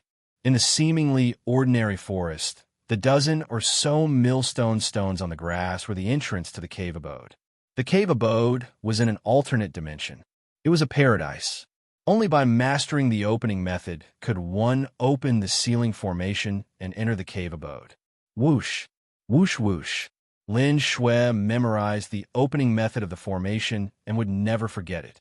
She formed a spell with both hands and sent out a series of formation seals into the sky above the grass. Soon, the sky above the grass lit up with five-colored godly light. A light curtain appeared out of nowhere. The 18 dark brown millstone stones also lit up with godly light and emitted weak waves of divine power. Seeing that the five-colored light curtain was very thin and weak, Shui Lin's mood was quite low. It's only been 1,000 years, and the space boundary protecting the cave abode is about to collapse. A moment later, Lin Shui finished casting the spell, and the five-colored light curtain opened a door. With complicated feelings, she stepped into the light door. Whoosh! The next moment, she appeared in an alternate dimension with a radius of 10,000 miles. In her memory, this cave abode was her home, the warmest and safest place. The cave abode was beautiful with green grasslands, towering mountains, mirror-like lakes, and thousands of birds and godly beasts. However, at this moment, she looked around and saw that it was a desert under her feet. She could vaguely see some overgrown weeds and short, withered trees in the distance. Further away, the towering mountain ranges had also collapsed, leaving only a few broken mounds of earth. The once verdant green mountains were gone. Instead, dozens of old trees grew sparsely on top of the ruined mounds. The mirror-like lake at the foot of the mountain was also buried by the collapsed rocks and no longer existed. Seeing this, Lin Shui's pupils shrank, and her face became very gloomy. How could this be? My home was actually destroyed? Damn it, who did this? Lin Shui was shocked and angry. She quickly flew to the sky above the mountain and observed carefully. At the same time, she released her divine sense to cover a radius of 10,000 miles to explore the entire cave abode. Then she found that not only had the mountain collapsed and the lake been filled, even the palace and mansion at the top of the mountain no longer existed. The entire cave abode was desolate and decayed. The grasslands and forests had become deserts. The thousands of birds and godly beasts that used to live here were also extinct. In the cave abode, with a radius of 10,000 miles, there was not a single living thing. Deep shock and anger caused her face to turn gloomy, and her eyes surged with fierce, killing intent. A moment later, she suddenly thought of something more important, and her face changed dramatically. Oh no! Father and Mother's Tomb. Bookhouse Reading Website. Chapter 3296. Swoosh! With a flash of divine light, Lin Shui teleported several times and flew to the deepest part of the cave. This place was originally a lonely peak that was thousands of feet high. Below the lonely peak was a primeval forest. The cliffs were covered with vines and moss, and greenish-brown rocks could be vaguely seen. At the top of the mountain was a flat ground with a radius of hundreds of feet. That was the platform that Lin Shui carved with a knife. She also spent a lot of god-level stones and gems to build a mausoleum on the platform. The mausoleum had a radius of 800 feet. It was round at the top and solemn at the bottom.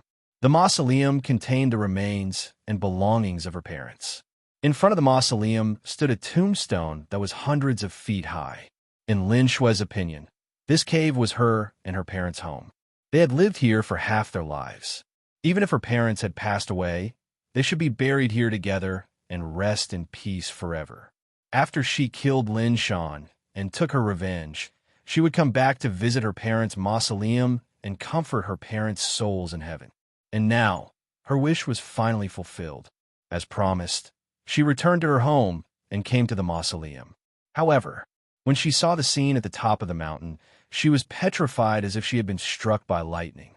She saw that the mountain peak, with a radius of hundreds of feet, was no longer a flat, rocky ground. It had become a ruin full of pits and cracks. The solemn black-brown mausoleum was also destroyed into pieces and collapsed into a pile of ruins. Not only were there countless bricks scattered around, but the hundreds of feet-tall tombstone was also broken into dozens of pieces and scattered around. Lin Shui's parents' mausoleum was destroyed and turned into a mess. What was even more tragic was that the two golden coffins that contained the remains and relics in the mausoleum that had collapsed into ruins had actually shattered into pieces as well. Tens of thousands of golden fragments were scattered in the ruins. The regrets, and belongings in the golden coffins had also disappeared without a trace or been burned to ashes. The impact of such a tragic scene on Shui Lin was unprecedented. Her mind was blank, her body was stiff, and her hands were trembling uncontrollably. After being stunned for a moment, she gradually came back to her senses. Unparalleled anger made her face pale. Her eyes were dark red like blood, and her entire body was surging with murderous intent. Which goddamn bastard is it? How dare you destroy my parents' tombs? No matter who you are, as long as I find out who you are, I will definitely tear you to pieces and grind your bones to dust. Shui Lin was so angry that she almost lost her mind and screamed at the top of her lungs. Other than when her parents died, she had never been as angry and resentful as she was now. If the culprit who destroyed the mausoleum was in front of her, she would definitely kill him at all costs. Even if she couldn't defeat him, she would rather die together with him. After a long time, her emotions gradually calmed down, and only then did she regain her rationality. The blood-red flames of murderous intent also gradually retracted back into her body. Even so, her expression and emotions were calm. However, this did not mean that she was no longer angry. Instead, she suppressed her endless anger and killing intent deep in her heart. Her gaze was cold and sharp like a sword. She pursed her lips and remained silent. She stepped over the ruins and the rubble on the ground. She walked into the collapsed mausoleum and carefully searched for the remains of her parents. No matter how angry she was and how eager she was to track down the culprit. But what she needed to do now was to collect as many remains and belongings of her parents as possible so that they could rest in peace. Unfortunately, the golden coffin had been completely destroyed. After searching for an hour, she could only pick up a dozen or so fragments of relics and remains from the ruins. Holding them in her palms, she stared at the remains and murmured in a low and solemn tone, "Father, Mother, Shui heir is unfilial and has not come back to pay respects to you in this 1,000 years." Shui heir did not even know when the culprit entered this place, destroyed your mausoleum, and disturbed your rest. However, do not worry. No matter what, Shui heir will find the culprit and cut him to pieces to comfort your souls in heaven. After saying these solemnly, she put the remains of her parents into an exquisite and strong treasure box. Then, she carefully observed the ruined mausoleum and searched for useful clues and traces. Through the traces left at the scene, she made a judgment and could confirm some clues. Then, she used her ability and used Shun power to rebuild the mausoleum. 6 hours later, the collapsed ruins were restored to their original state. The tombstone that was 100 zhang tall had also reformed. She put the treasure box containing her parents' remains into the mausoleum and waved her hand to cast a spell to close the mausoleum. Standing in front of the mausoleum, she knelt before the tombstone and respectfully kowtowed 3 times before turning to leave. Then, she began a carpet search of the cave, not letting go of any clues. She swore to find the culprit. However, after a short 4 hours, she had only collected a few scattered clues before she was interrupted. Whoosh! In the sky 1,000 miles away, a dazzling 5-color divine light was flying as fast as lightning. Sensing the Shun power fluctuation approaching, Shui heir hurriedly stopped her search and turned to look at the entrance of the cave. Seeing the divine light fly over, she immediately frowned. Holding the demon blade in her right hand, she began to accumulate Shun power. Whoosh! In the blink of an eye, the divine light flew close and stopped. After the divine light faded, 5 figures appeared. These were 5 heavenly demon gods. 4 of them were fire bear gods. They wore sturdy and heavy black armor and were dressed as guards. The leader was a skinny heavenly wolf god with a pair of wings on his back. This was a handsome young man with a soft and cold aura. He wore a luxurious brocade robe and a gorgeous divine crown. The young man's expression was also gloomy as he sized Shui heir up warily. After observing for a while, he suddenly thought of something and immediately revealed a surprised expression. He asked tentatively, "Miss, why do I find you familiar? May I ask if are you Shui heir Lin?" Originally, Shuer was also staring at the other party with a sharp gaze. She was fully alert and ready to attack at any time. After all, most of the gods who barged into her cave abode were enemies and not friends. However, she did not expect the young man to call out her name. After a moment of surprise, she frowned and asked, "Who are you? Why did you barge into my cave abode?" Seeing that Shuer had tacitly acknowledged his identity, the young man immediately heaved a sigh of relief and revealed a joyful expression. He was rather agitated and hurried toward Shuer. He said excitedly, "Are you really Shuer Lin? I was right. I really did not expect to finally see you again after more than 1,000 years. Shuer, where have you been for more than 1,000 years? Why have you never returned to Double Dragon City after you disappeared? Do you know how worried I have been for you for the past 1,000 years?" Hearing the young man's words, Shuer carefully sized him up again. Only then did her memory gradually awaken. She finally remembered his identity and immediately relaxed her guard. She asked, "You are Mengyu?" Book Guesthouse Reading Website. Chapter 3297. 3,000 years ago, the previous city lord of Double Dragon City was called Mengkwa. When Lin Wufa first came to Double Dragon City, he had met him. The two of them got to know each other after a fight, and they became friends. They went through trials and tribulations together and formed a deep friendship. The two families became friends and guarded the safety of Double Dragon City together. Mengkwa only had one son, the young city lord of Double Dragon City, Mengyu. In terms of age, he was born more than 300 years earlier than Lin Shui, and his strength was one level higher. However, they were of the same generation and had played together since childhood, so their relationship was very deep. Back then, in the eyes of the elders of the two families, Mengyu and Lin Shui were a perfect match, especially the old city lord, Mengkwa, who treated Lin Shui as his future daughter-in-law and doted on her. Mengyu also cared for her a lot and doted on her. He liked to run to the Lin family cave and find excuses to see Lin Shui every 2 to 3 days.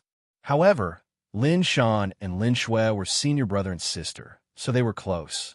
They could be said to be childhood sweethearts. In addition, Lin Shan had publicly said many times that he had no regrets about being infatuated with Lin Shui. Lin Wufa and his wife also thought highly of him and could not stop them. As a result, Mengyu could only hide his feelings for Lin Shui deep in his heart. After Lin Shui's mother passed away, Lin Shui was very sad. She seemed to have grown up overnight and was no longer willful and playful. She began to cultivate and improve her strength. She often went into seclusion for hundreds of years. Mengyu could not see her for a long time, so he rarely came to the Lin family cave. In the end, the Lin family encountered a big change. Lin Shan killed Lin Wufa and wanted to deceive Lin Shui to steal the dragon sword and phoenix blade techniques. Fortunately, Lin Shui saw through his scheme and fought with him to avenge her father. In the end, they both left the Celestial Beast Empire and went to the Great Yin Empire in the north. The Lin family cave was abandoned, and only the graves of Lin Wufa and his wife stood alone on the mountain peak. Seeing that Lin Shui recognized him, Mengyu was even happier. He nodded excitedly. "Shuer, I'm Mengyu. I'm your brother Yu." As he spoke, he walked toward Lin Shui and opened his arms to hug her. "Sister Shui, where have you been in the past 1,000 years? Do you know how hard it was for me to find you? You must have suffered a lot in the outside world, right? Why didn't you contact me? Do you know how worried I was about you?" Mengyu revealed his true feelings and did not hide his love for Shui Lin at all. However, Lin Shui quietly retreated half a step and avoided his embrace without leaving a trace. She bowed and said, "Big brother Mengyu, thank you for your concern and concern. Thank you. All these years, I've been wandering the outside world, searching for the whereabouts of that bastard Lin Shan, trying to kill him and avenge my father. After 1,000 years, Lin Shui and Mengyu no longer had the deep friendship they had in the past. They had become a lot more distant. But after all, they were good friends who grew up together, so Shui Lin couldn't be too cold." Facing Mengyu's enthusiasm, she could only respond politely and gracefully. Of course, Mingyu was not stupid. He could tell that Lin was trying to distance herself from him. Since Lin wanted to keep a distance, he didn't want to stick close to her. He kept 3 steps away from her and greeted her with concern. Little sister Shui, when I learned that the person who killed your father was Lin Shan, I was also very shocked and angry. I couldn't believe that Lin Shan, that bastard, would commit such a heinous act of killing his father.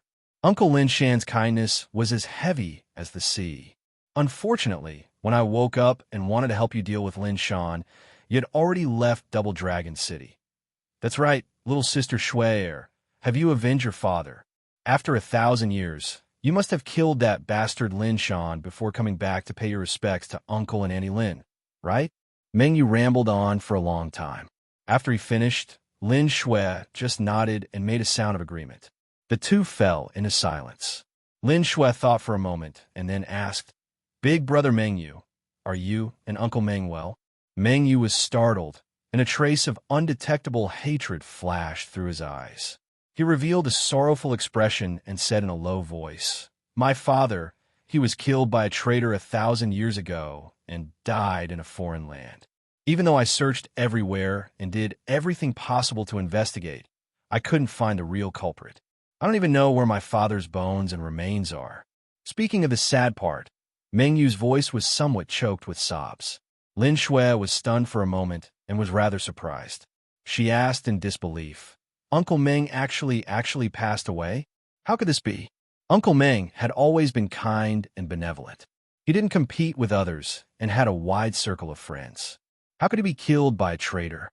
Mengyu nodded in agreement and said, "That's right. My father was so honest and kind. He would rather suffer losses than mistreat his friends. Who would have thought that the heavens didn't open their eyes and actually let him end up like this? If time could turn back, I definitely wouldn't let my father walk on the wrong path. I would definitely remind him to know how to judge people."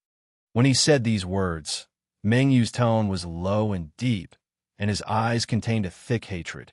Lin Shui felt that his words were strange and couldn't help but frown and ask, "Big brother Mengyu, you mean there's more to Uncle Meng's death?" Mengyu nodded and glossed over this question, no longer going into detail. Lin Shui didn't delve into it either. After comforting him with a few words, she asked the question in her heart. "Big brother Mengyu, after Uncle Meng passed away, you inherited the position of Double Dragon City Lord, right?" Mengyu nodded.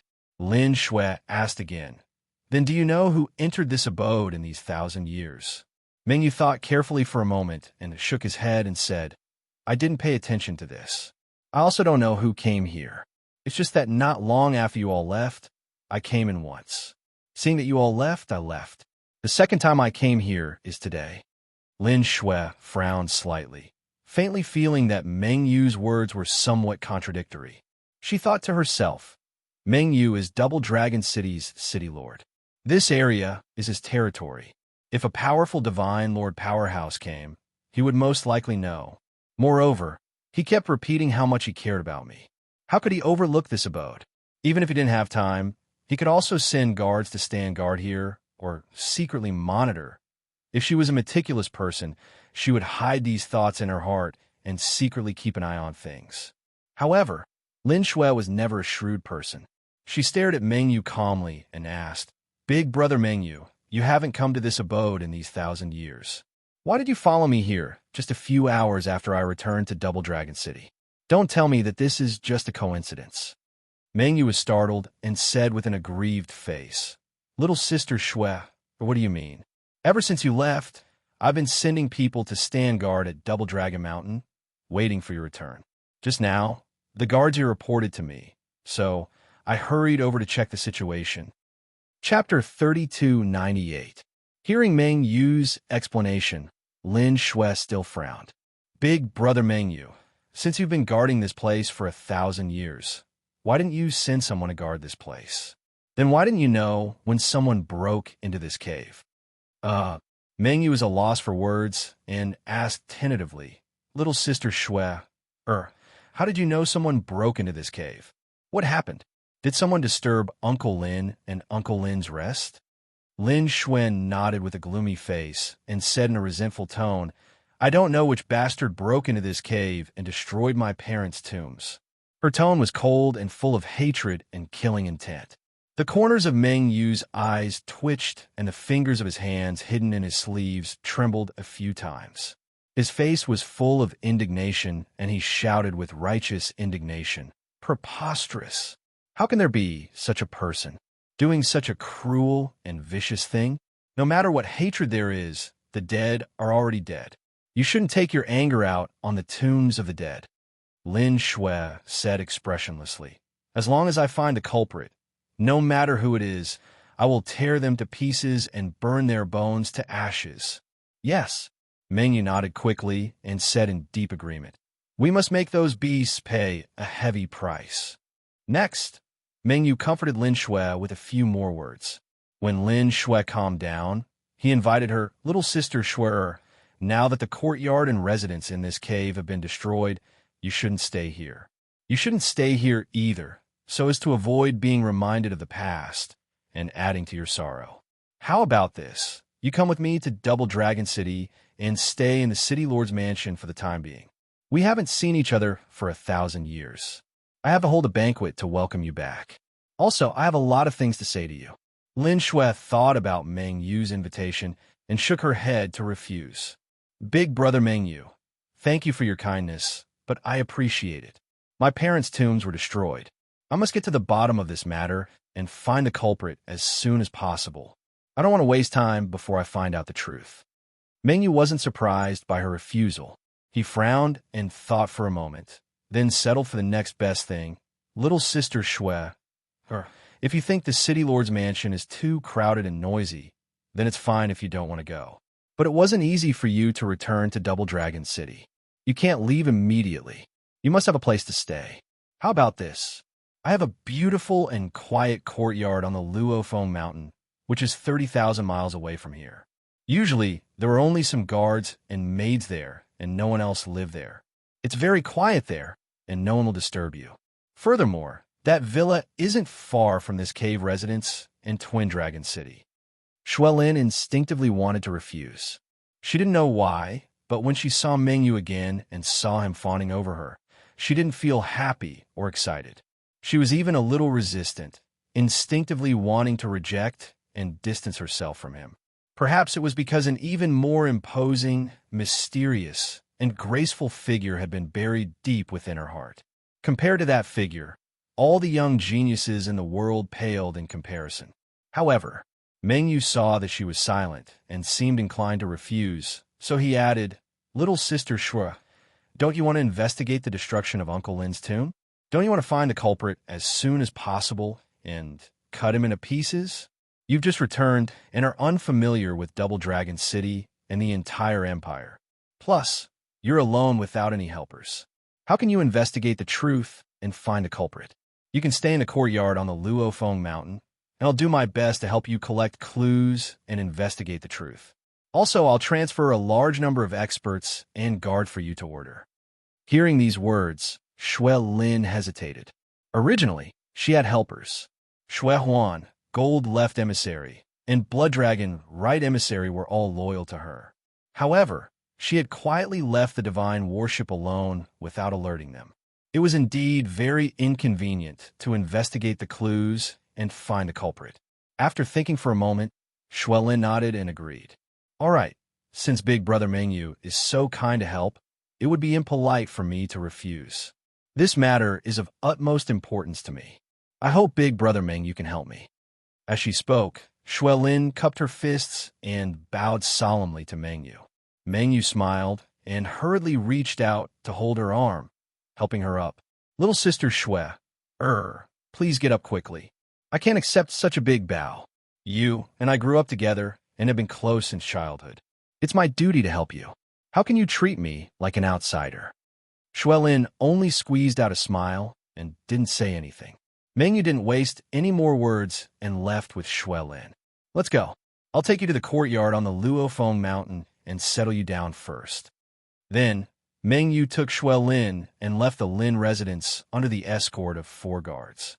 The group flew across the sky at lightning speed and arrived at the Luofeng Mountain 30,000 miles away. There was indeed a simple and dignified courtyard on the peak of the mountain. It was called the Perching Phoenix Courtyard. The courtyard was exquisitely built and was protected by many monarch-level divine formations. It looked very majestic. Just as Mengyu had said, this courtyard was extremely quiet, and its divine energy was rather abundant. Usually, there were only 20 guards and 6 maids here. No one else lived here. After the group entered the Perching Phoenix Courtyard, many guards and maids rushed over and bowed to Mengyu. Mengyu said with a dignified face, "Miss Shui is my best friend. From today onwards, she will live here. You must serve Miss Shui, or like how you serve me. You must not neglect her. Otherwise, I will punish you severely and will not tolerate it." The 20 guards and 6 maids all said yes in unison. Their attitudes were extremely respectful. Then, Mengyu said to Shuelin, "Little sister Shui, you can live in the main courtyard. If you need anything, just let them know. If you need anything, you can send me a message or tell the servants." He warned Shuelin, then turned and left with the 4 guards. Shuelin said thank you twice and watched him leave. Then, under the guidance of the maids, she went to the main courtyard to rest. At this time, Mengyu walked out of the gate of the courtyard with the guards. He turned his head and looked at the gate of the courtyard. A meaningful smile appeared on his face, and a cold light flashed in his eyes. The guard following behind him cast an inquiring look at him and transmitted his voice to ask, "City Lord, shall I return to the city now to gather people and immediately surround the Perching Phoenix Courtyard?" Mengyu waved his hand and said with a smile, "Don't be so impatient. You will alert the enemy. She has just suffered a heavy blow, and her mind is not stable. Her whole mind is on revenge. She will not think too much. I will go back to the city now and personally send a message to the Imperial Advisor to report the situation. When the Imperial Advisor comes here, I will have done a great service." Chapter 3299. Late at night, Double Dragon City, the City Lord's residence. The City Lord's study was still lit. Mengyu sat in front of a desk made of divine jade, with a colorful pagoda in front of him. A transparent crystal was embedded at the top of the pagoda, shining with a dazzling white light that formed a light screen in the air. A clear image appeared on the light screen, showing a secret room surrounded by divine light. An old man from the god race, wearing a purple divine robe and a divine crown, was sitting in the middle of the room, meditating. He was thin, his face dry and yellow, his sunken eyes flashing with a sinister light, and a goatee under his gray lips. It was this emaciated old man with an unkind face and a sinister aura that had the strength of a peak divine lord. Moreover, Mengyu's attitude towards this old man was very respectful. After bowing, Mengyu reported, "Imperial Tutor, this subordinate has an extremely important matter to report, which is why I dared to disturb you." Without a doubt, this goateed old man was the Imperial Tutor of the Celestial Beast Empire. In the entire Celestial Beast Empire, his strength and status were second only to the Emperor. The Imperial Tutor nodded slightly and said expressionlessly, "What's so urgent?" Mengyu smiled and explained, "Imperial Tutor, for nearly 1,000 years, this subordinate has kept your orders in mind and sent people to monitor the Lin family's residence. Today, this subordinate's 1,000 years of guarding finally paid off. Lin Wufa's daughter, Lin Shui, has returned to Double Dragon City and entered the Lin family's residence." Suddenly hearing this news, the Imperial Tutor was stunned for a moment. His eyes lit up and his face was full of surprise. Is this true?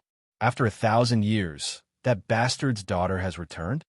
Obviously, the Imperial Tutor was excited and expectant when he heard this news.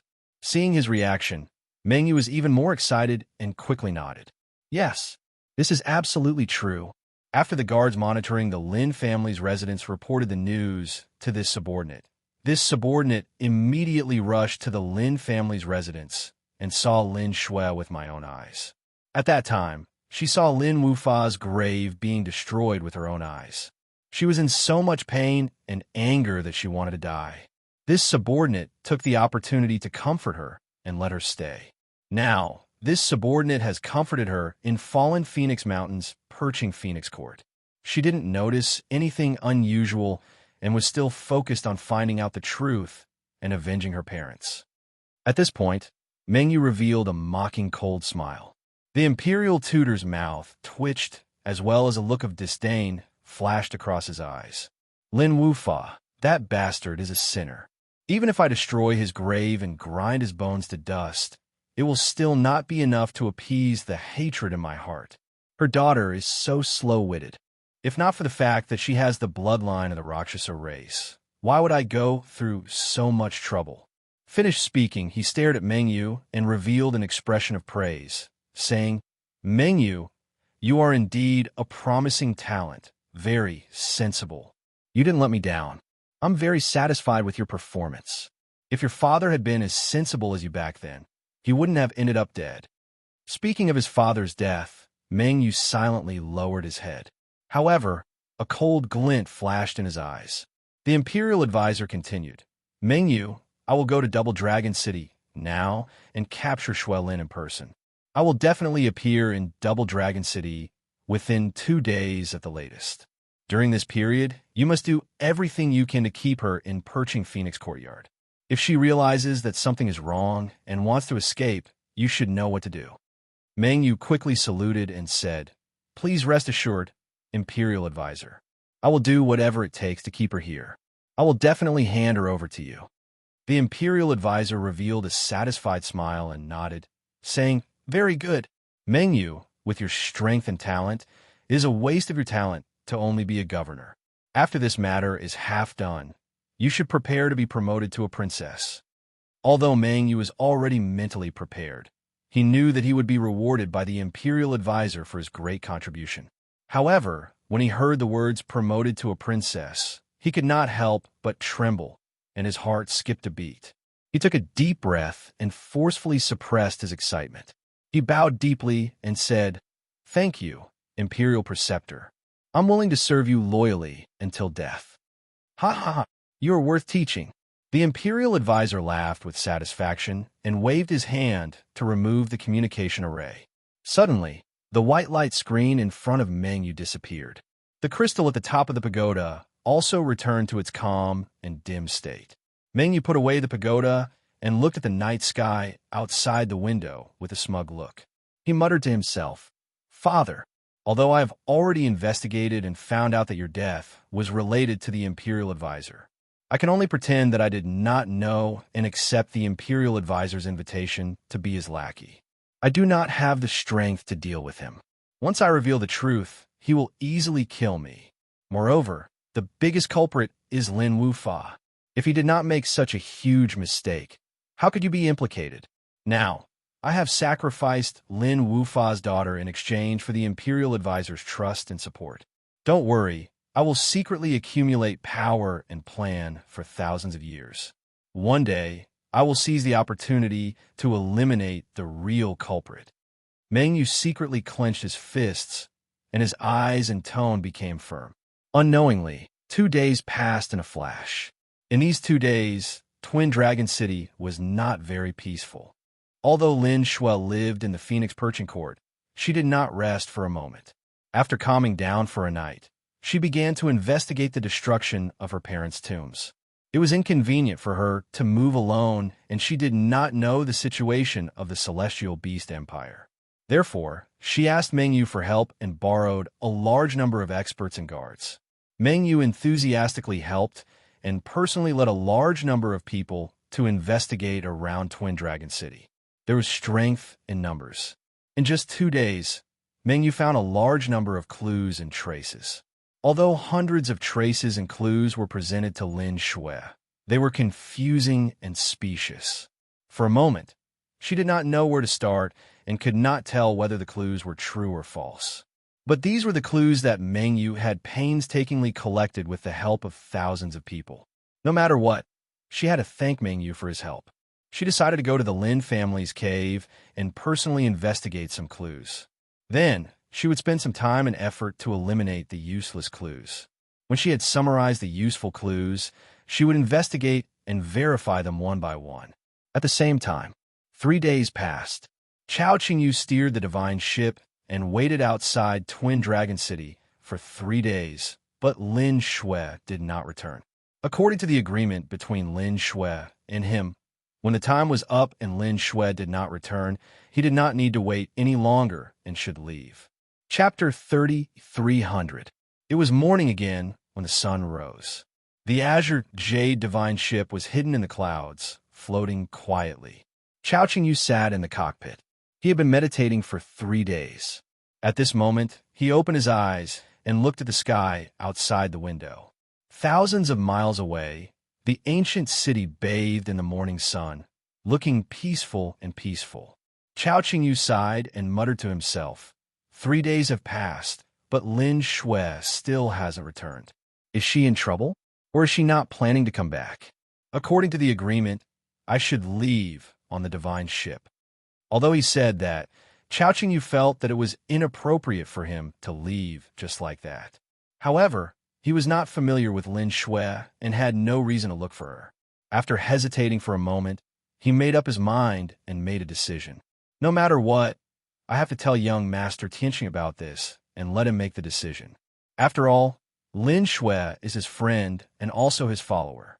Thus, Chao Qingyu got up and left the cockpit, rushing to the secret room where Ji Tianqing was in seclusion. Standing outside the secret room, he waved his hand and sent a stream of divine power into the door of the secret room. Suddenly, the secret room flickered with divine light and made a special sound. This was Chao Qingyu knocking on the door to wake Ji Tianqing up. Ji Tianqing stayed in the Jiuqian 10 Absolute's tower and was cultivating in the distorted space-time. However, he still left a trace of divine consciousness to pay attention to the movements in the secret room. This was to prevent any unexpected events. If Chao Qingyu urgently knocked on the door, he would wake up immediately. Swoosh! Ji Tianqing, who was cultivating in seclusion, sensed Chao Qingyu knocking on the door. He stopped cultivating and opened his eyes.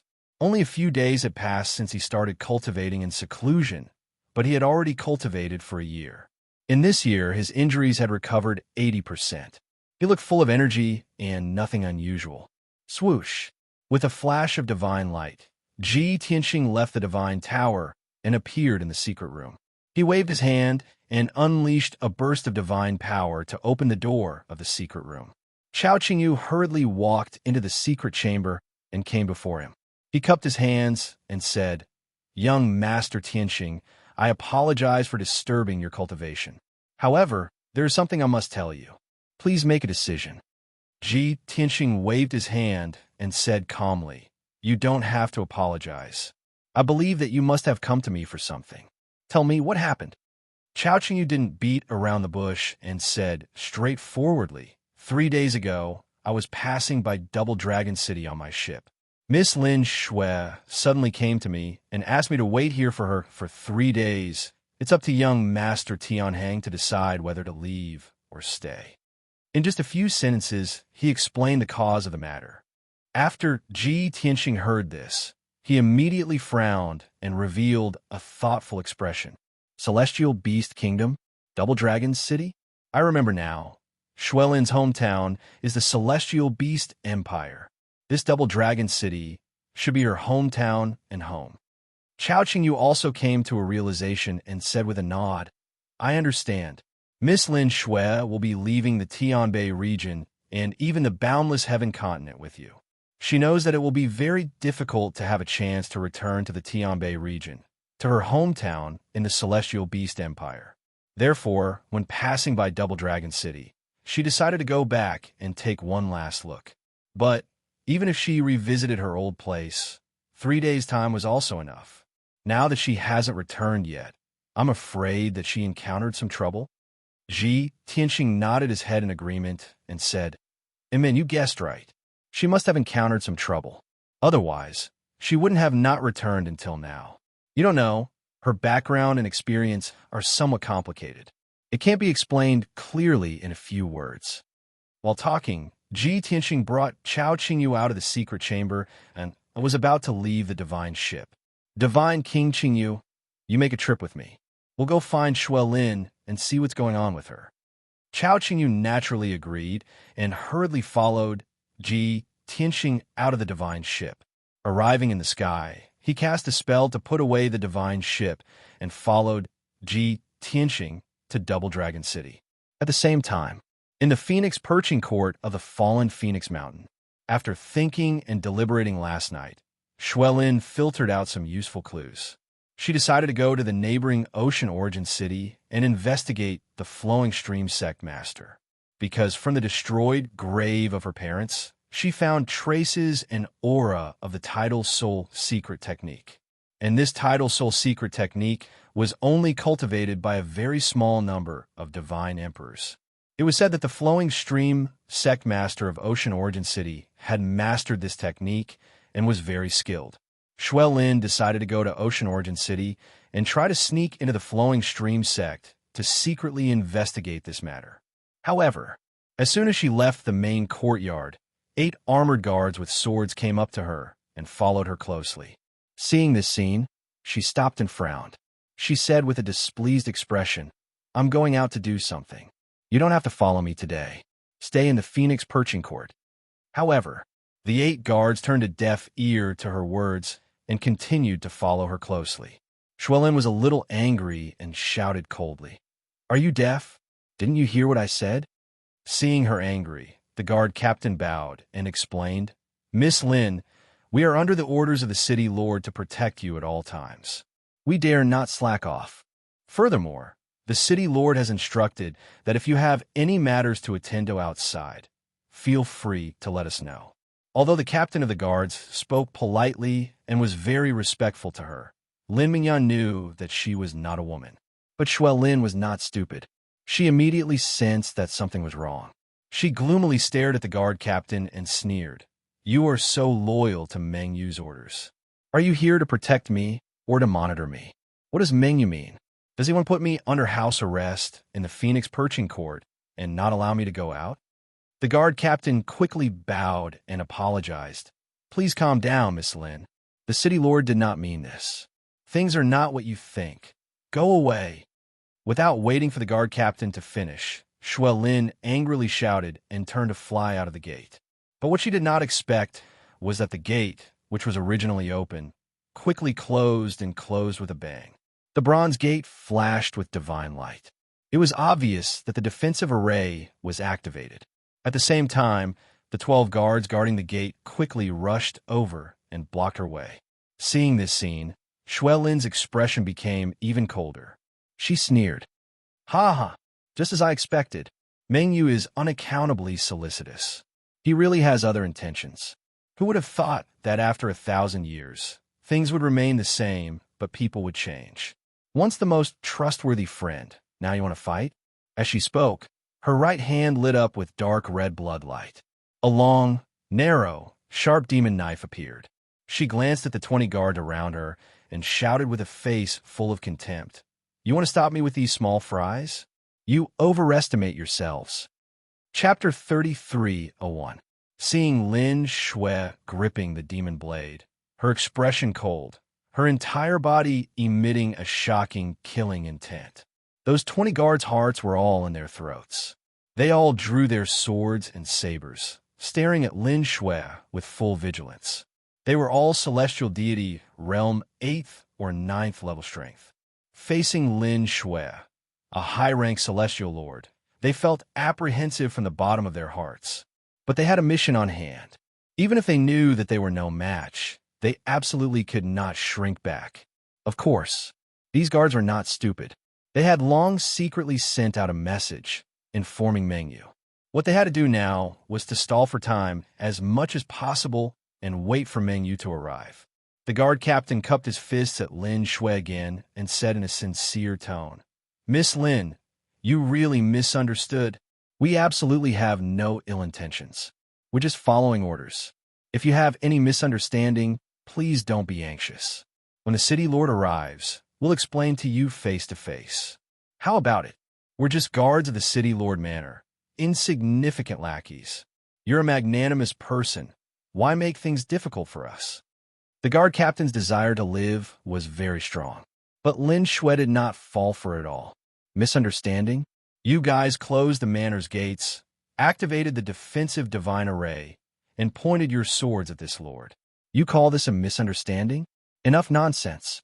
This lord will give you guys two choices now. Either retreat and open the manor's gates, or die under this lord's blade.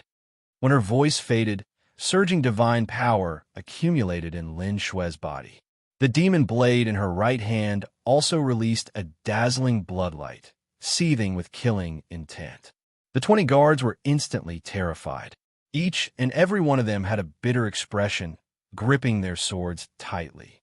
The Kenshin soldiers. The guard captain swallowed a mouthful of saliva. Forcefully suppressing his worry and fear, he braced himself and persuaded, "Miss Lin, you mustn't be rash." Unfortunately, Lin Shue's patience was already exhausted. Without waiting for the guard captain to finish, she waved the demon blade, slashing out several dozen streaks of blood-colored blade light, exploding out like a hurricane. Swoosh! In an instant, several dozen streaks of blood-colored blade light erupted in the courtyard like a tornado, engulfing the 20 guards. Only to hear swoosh, swoosh, swoosh, swoosh sounds of air tearing sounded one after another. Those 20 guards let out shrill and ear-piercing screams and were immediately minced into pieces. A rain of blood filled the sky. Severed limbs were scattered around the courtyard, filling the air with a pungent smell of blood. In the blink of an eye, the 20 guards were smashed into pieces. They were all dead. In a fit of anger, Shui Lin only used one move to kill them. In a few houses and corridors not far away, several maids saw this scene, and their faces turned pale with fright. They screamed and fled in all directions. But Shui Lin did not pay attention to them. She walked through the blood rain and walked to the gate of the manor. She held the bewitching blade tightly and raised her hand to slash at the door. Boom! The 30-meter-long scarlet saber light struck the door with a loud, muffled sound. Above the sturdy and heavy bronze gate, dazzling 5-colored divine light shone, forming a huge wall of light. The blood-red saber light failed to strike the bronze gate, but was blocked by the light wall. The light wall trembled violently dozens of times, flashing with divine light, but it didn't shatter or crack. It was still safe and sound. Shui Lin stared at the light wall and observed it carefully for a moment. She found that it was a supreme monarch-level defensive divine array. With her strength, it was almost impossible for her to break it with brute force. So, she moved her gaze and looked at the walls on both sides of the gate. Although the defense of the gate was strong, she didn't have to go through the gate to leave the perching phoenix yard. Swoosh! She waved the bewitching blade again and slashed out two 30-meter-long scarlet saber light toward the walls on both sides of the gate. With two loud bangs, the walls of the courtyard also lit up with 5-color divine light, and a thick light curtain appeared. Swoosh! The defensive array that covered the entire perching phoenix yard was completely activated. A 10,000-meter-wide, 5-colored light wall covered the entire manor like a sky curtain. Seeing this, Shui Lin was already mentally prepared. She was not surprised. She performed the mystic eye technique and carefully observed the light wall above her head, looking for the nodes and weak points of the defensive array. Time passed silently. Soon, 15 minutes had passed. She finally found the seemingly thick 5-colored light shield above the lotus pond in the third courtyard. In fact, it was an area where the defense was relatively weak. It would be a waste of time to use spells to break the array. After all, she was not an array grandmaster like Ji Tianxing. She decisively chose to attack with all her might. She waved the bewitching blade recklessly and attacked that area. Swoosh, swoosh, swoosh, swoosh. She exploded with her strongest divine power and stabbed out streaks and streaks of scarlet saber light toward the 5-colored light wall. On average, she would stab out 4 streaks of scarlet saber light every second without any decrease in power. Within 100 seconds, she had stabbed out 400 times, and all of them were focused on one spot on the light wall. She could only hear the muffled sounds of bang, bang, bang. The light wall shook violently and flashed with 5-colored divine light. The vibration of the divine power also became chaotic. In the end, the light wall was withstanding more and more power. It could no longer dissolve or repair itself. Along with a crisp cracking sound, numerous cracks appeared on the light screen, and a wash basin size gap appeared. Xuelin's entire body lit up with divine light. Her body shrunk 100 times, and she turned into a beam of light and went into the hole. Swoosh! With a flash of divine light, she left the perching phoenix courtyard and appeared in the sky. Then her body returned to normal size. She held the bewitching blade and flew away. Since there was a problem with Mengyu, she would not stay, nor would she question Mengyu. The wisest thing to do was to leave the Double Dragon City as soon as possible. However, she had just flown 2,000 miles away from the fallen Phoenix Mountain. In the sky to the side, a streak of divine light flashed and teleported toward her at an extremely fast speed. Xuelin sensed the presence of divine power approaching. She quickly released her divine consciousness to check. She saw that the 5 figures wrapped in the divine light were flying in front of her at lightning speed, blocking her path. After the divine light dissipated, Mengyu and 4 black armored guards appeared. Those 4 black armored guards all had strength at the 2nd and 3rd level Divine Lord realm. They followed and protected Mengyu all along, inseparable like shadows. They fanned out in the sky and blocked Xuelin's possible escape. Mengyu looked at Xuelin with a smile. His tone was still as gentle as before. He asked in surprise, "Sister Xuer, what are you doing?" "I'll let those guards follow you, not only to protect you, but also to serve you. That's why you didn't have to do everything yourself. If you needed anything, just tell them. But you didn't appreciate it. You even killed them." Sigh. At the end of his speech, Mengyu's face showed that he was hurt. He even let out a sad sigh. At that moment, Xuelin was dazed and speechless. She even suspected that she had misunderstood. However, she immediately came back to her senses. She shouted with a cold face, "Mengyu, don't pretend to be nice to me. Tell me, why did you try to put me under house arrest?" Chapter 3302. Facing Lin Xue's questioning, Mengyu still insisted on acting. He looked at Lin Xue with a look of surprise and asked incredulously, "Younger sister Xuer, what do you mean by this? This foolish brother is really thinking for your sake and absolutely doesn't have any malicious intent. How can you slander me like this? Is this still that lively, adorable, pure, and kind younger sister Xuer back then? What in the world did you experience in these 1,000 years? Why did you become like this? You even have to suspect your most trusted big brother you? If Uncle Lin's spirit is in heaven and sees you slander me like this, I don't know how sad he would be." Mengyu's acting was exquisite and virtually had no flaws. Lin Xue's thoughts and willpower were somewhat shaken as she secretly thought in her heart, "Did I overreact and make a big fuss over nothing? Seeing Mengyu so aggrieved, could it be that I really wronged him?" Just as these thoughts flashed across her mind, in the sky not far away, another large stretch of 5-color divine light flew over. Swoosh, swoosh, swoosh.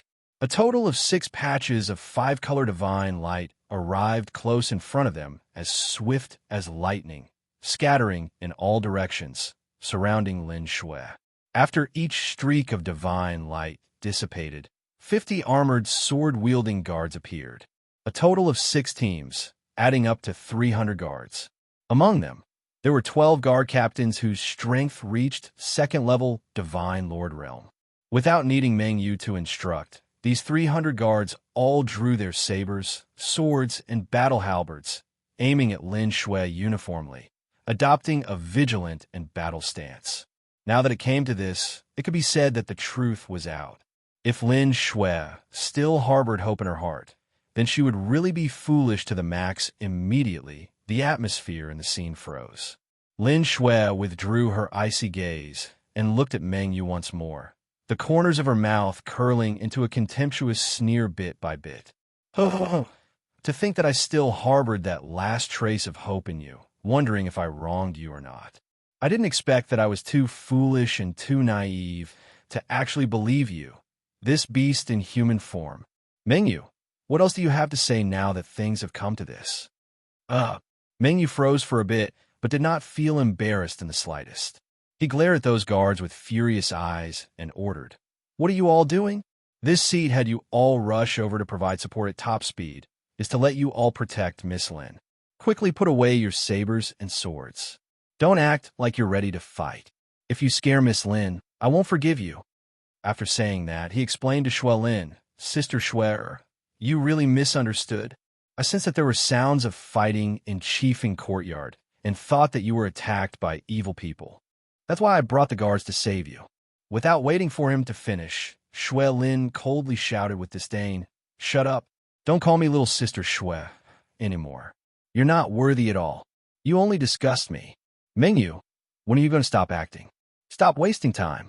If you had been straightforward about your intentions, I would have respected you as a man. For a hypocritical and disgusting person like you, this monarch feels ashamed to even say a word to you. The words had already been said to this extent. If Mengyu continued to act, then it would be too meaningless. He decided to stop pretending, and the sneer on his face slowly faded away. What replaced it was an ice-cold face and a pair of indifferent eyes filled with hatred. Lin Shui, did you know? In order to wait for this day, I have waited for more than 1,100 years. How Ian still cares for me after all.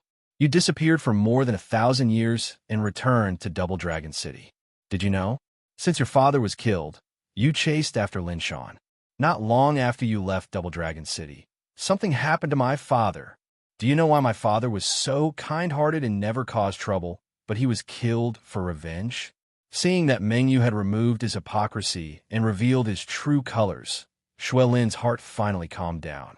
At least, she could deal with this matter calmly and decisively without worrying about their previous relationship.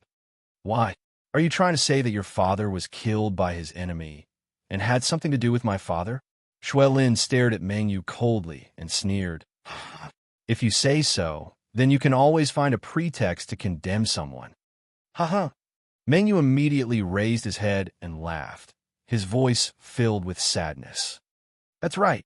Not only did it have something to do with your father, but your father was the culprit. The sneer on Shui Lin's lips deepened, and she said indifferently, Is that so? Then I'd like to hear what happened. Mengyu's eyes were filled with hatred as he glared at her. Because your father, Lin Wufa, betrayed his sect and even abducted the descendant of an ancient hidden clan. He knew that his sins were grave, but he did not repent and fled to the celestial beast kingdom to live in seclusion. He knew that he had committed an unforgivable mistake and would be killed by his sect and the hidden clan sooner or later. His closest relatives, disciples, and friend would all be implicated. But he hid all this and still called my father his brother. In the end, he was killed by his own disciple and even caused my father's death. Don't you think his sins were so grave that his death was not to be regretted? After hearing Mengyu's words, Shui Lin was stunned. Her eyes widened, revealing a look of disbelief and shock. For a moment, she was speechless. Mengyu grinned coldly and said in a mocking tone, Back then, he betrayed his sect and killed his own master, then escaped from his sect.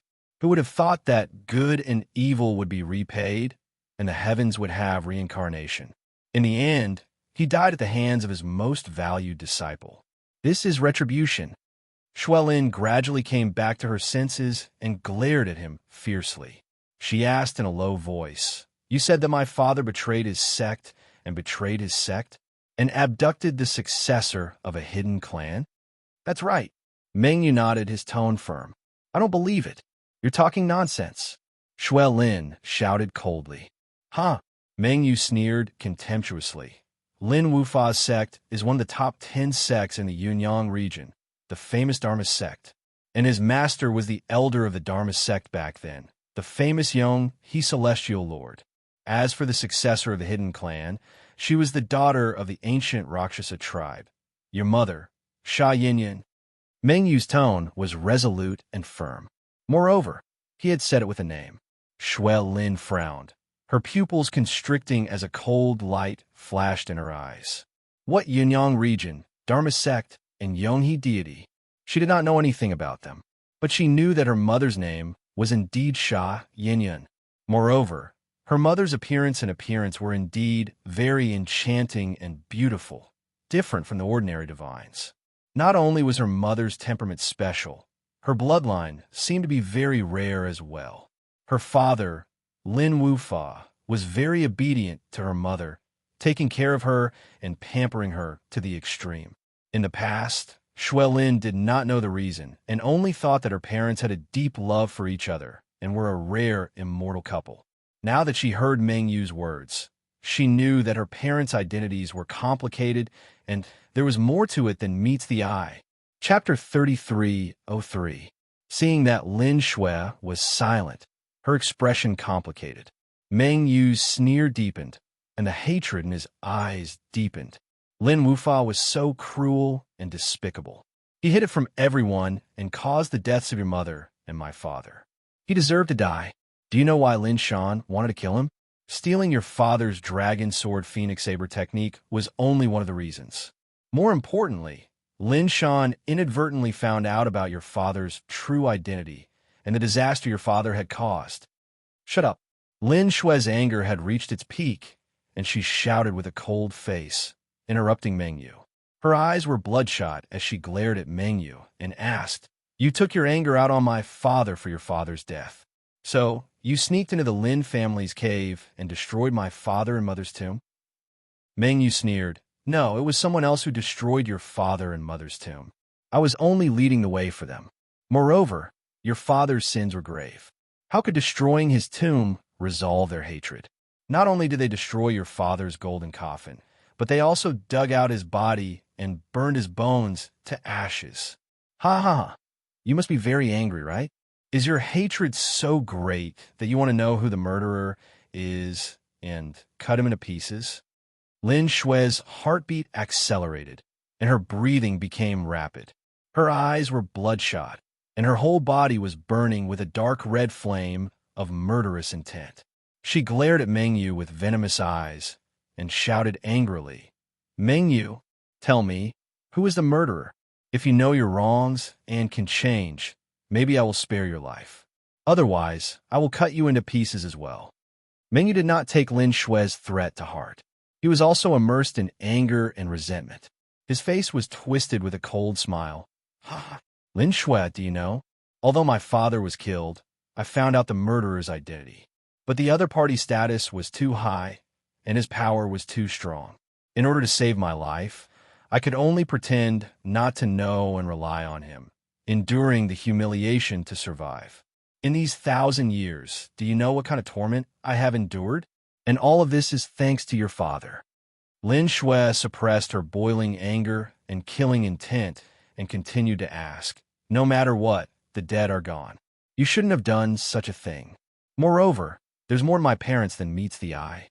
It's definitely not what you're saying. I believe that my father is definitely not someone who would betray his master. There must be a misunderstanding here." Ha ha. Meng Yu laughed disdainfully and shook his head repeatedly, disdaining to explain. Shui Lin continued to hold back her anger and asked in a deep voice, "My father passed away a long time ago, and now even his remains are gone. You've taken refuge with your father's murderer, and now you're trying so hard to keep me here. What are you trying to do? Could it be that you still want to capture me and hand me over to your father's murderer in exchange for merits and rewards?" Meng Yu's expression was ferocious as he sneered. "Why not? Judging by the time, that lord should be here by now." Shui Lin frowned and immediately understood what he meant. "Meng Yu, as early as 2 days ago, when you settled me in the Perching Phoenix courtyard, you had already leaked the information?" "Of course." Meng Yu did not hide anything and sneered. "I've been waiting for this day for 1,000 years. I can't wait any longer." Shui Lin's anger and murderous intent had reached its peak, and she asked the last question. "Who is your father's murderer? Why does he want to capture me? What does he want to do?" Meng Yu's smile became even more mocking, and he said in a strange tone, "Don't worry, you won't die for sure. The big shot who wants to capture you is a relative of yours. After all, Chayin Zi's blood flows in your body. That is the noble blood of the ancient Rakshasa race. Who would be willing to let you die?" "I see." Shui Lin gritted her teeth and said these 4 words. She did not ask any more questions. Because she knew that time was very tight, and danger could come at any time. She no longer hesitated and waved the demon blade with both hands. Blood-color blade light filled the sky and slashed towards the 50 guards in the southeast direction. Swoosh, swoosh, swoosh. Blood-colored light burst out, and she turned into a blood-red light and rushed towards the group of guards. The 300 guards were full of vigilance. When they saw Shuai Lin suddenly attack, they did not hesitate to cast spells and counterattack.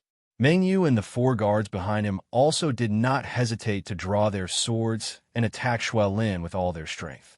In an instant, thousands of divine spell lights appeared in the sky and illuminated thousands of miles of the world.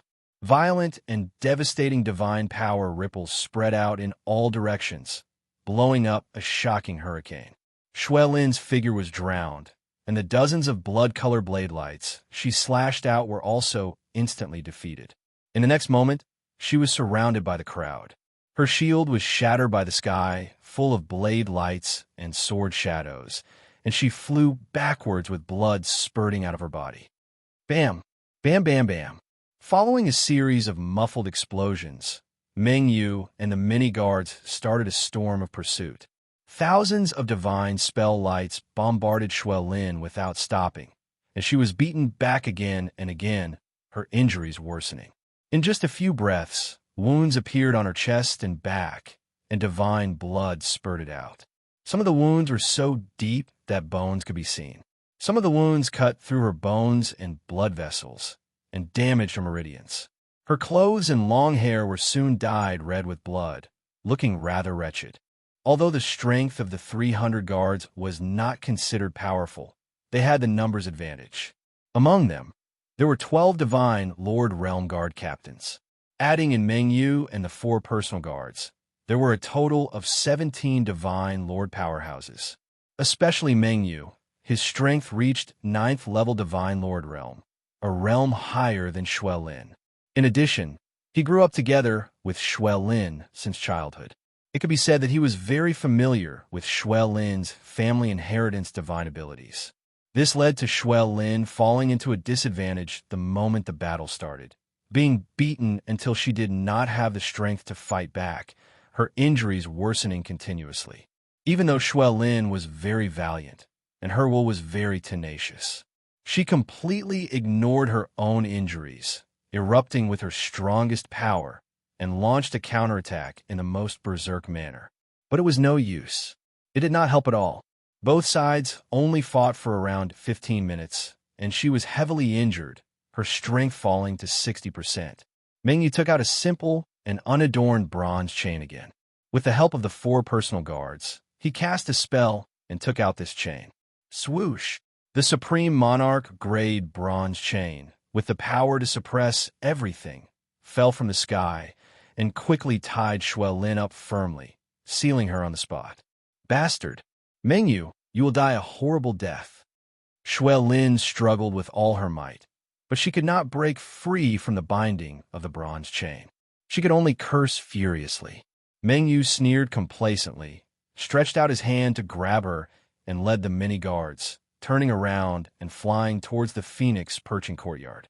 Shuai Lin finally escaped from the Phoenix perching courtyard. In just a short 15 minutes, she returned to the manor. Meng Yu imprisoned her in the secret underground chamber, opened a divine array to seal her, and let the 4 personal guards and 6 guard captains keep an eye on her at all times. In this way, Shuai Lin was really trapped, unable to escape even if she had wings. Chapter 33:04. At this moment, the scorching sun was high in the sky. Ji Tianxing, dressed in a white robe, flew across the sky as fast as lightning. Chao Qingyu, dressed in a green robe and tall, followed closely behind him as if he was his fundamental guard. Although the 2 of them had different strength realms and were far apart. However, Ji Tianxing's aura was mysterious and powerful, which made people feel fearful. As for Chao Qingyu, he tried his best to restrain his god-king aura, not revealing any energy fluctuations. On the surface, he looked ordinary and wouldn't attract any attention. Swoosh! The 2 of them flew to the sky above Double Dragon City and stopped in the clouds thousands of feet above the ground, hiding their figures. Ji Tianxing looked down at the city below and released an invisible divine sense, enveloping the entire Double Dragon City and searching. He was very familiar with Lin Xue's aura. As long as Lin Xue was in Double Dragon City, even if she was hiding in a secret room or array, he could sense it. Chao Qingyu didn't stay idle either. He also used a secret technique to investigate the situation in the city. Although he wasn't familiar with Lin Xue, but he could clearly distinguish how many god clans there were in Double Dragon City and how many god monarch realm experts were hiding there. About 100 breaths later, Ji Tianxing retracted his divine sense and frowned.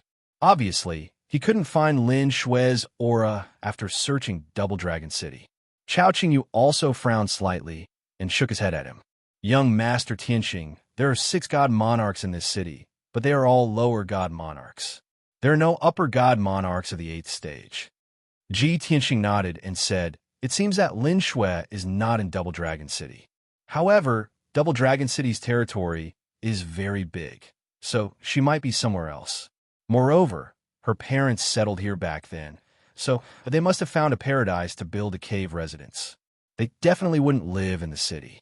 Hearing his analysis, Chao Qingyu nodded in agreement and said, we just need to search around Double Dragon City. That's the Dragon Vein treasure land where divine power gathers, and we'll be able to find Miss Lin. Ji Tianxing nodded and once again released his divine sense, extending it in all directions. Soon, everything within a 15,000-kilometer radius was enveloped by his divine sense and appeared clearly in his mind. The range of Chao Qingyu's divine sense was about the same as his, so there was no need for him to probe any further.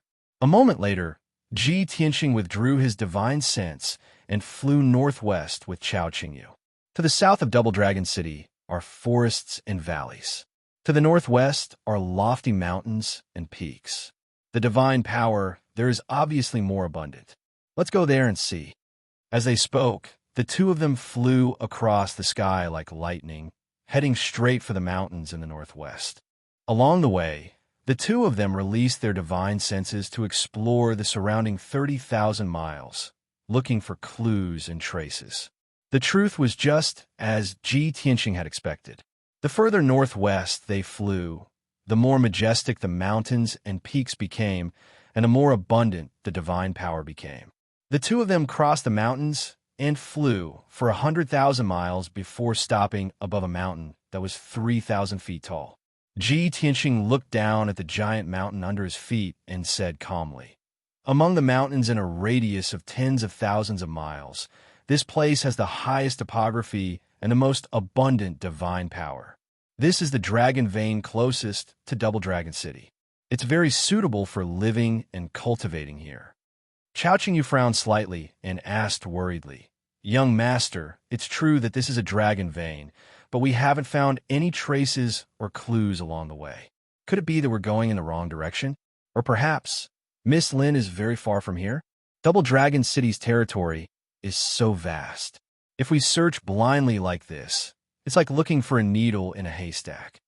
After a pause, he tried to ask, how about you try to send a message to Miss Lin and see if you can contact her? Ji Tianxing raised his eyebrows and smiled bitterly. If I could send a message to her, I would have done so long ago. Why would I wait until now? Ever since she followed me, she's been by my side and has never left.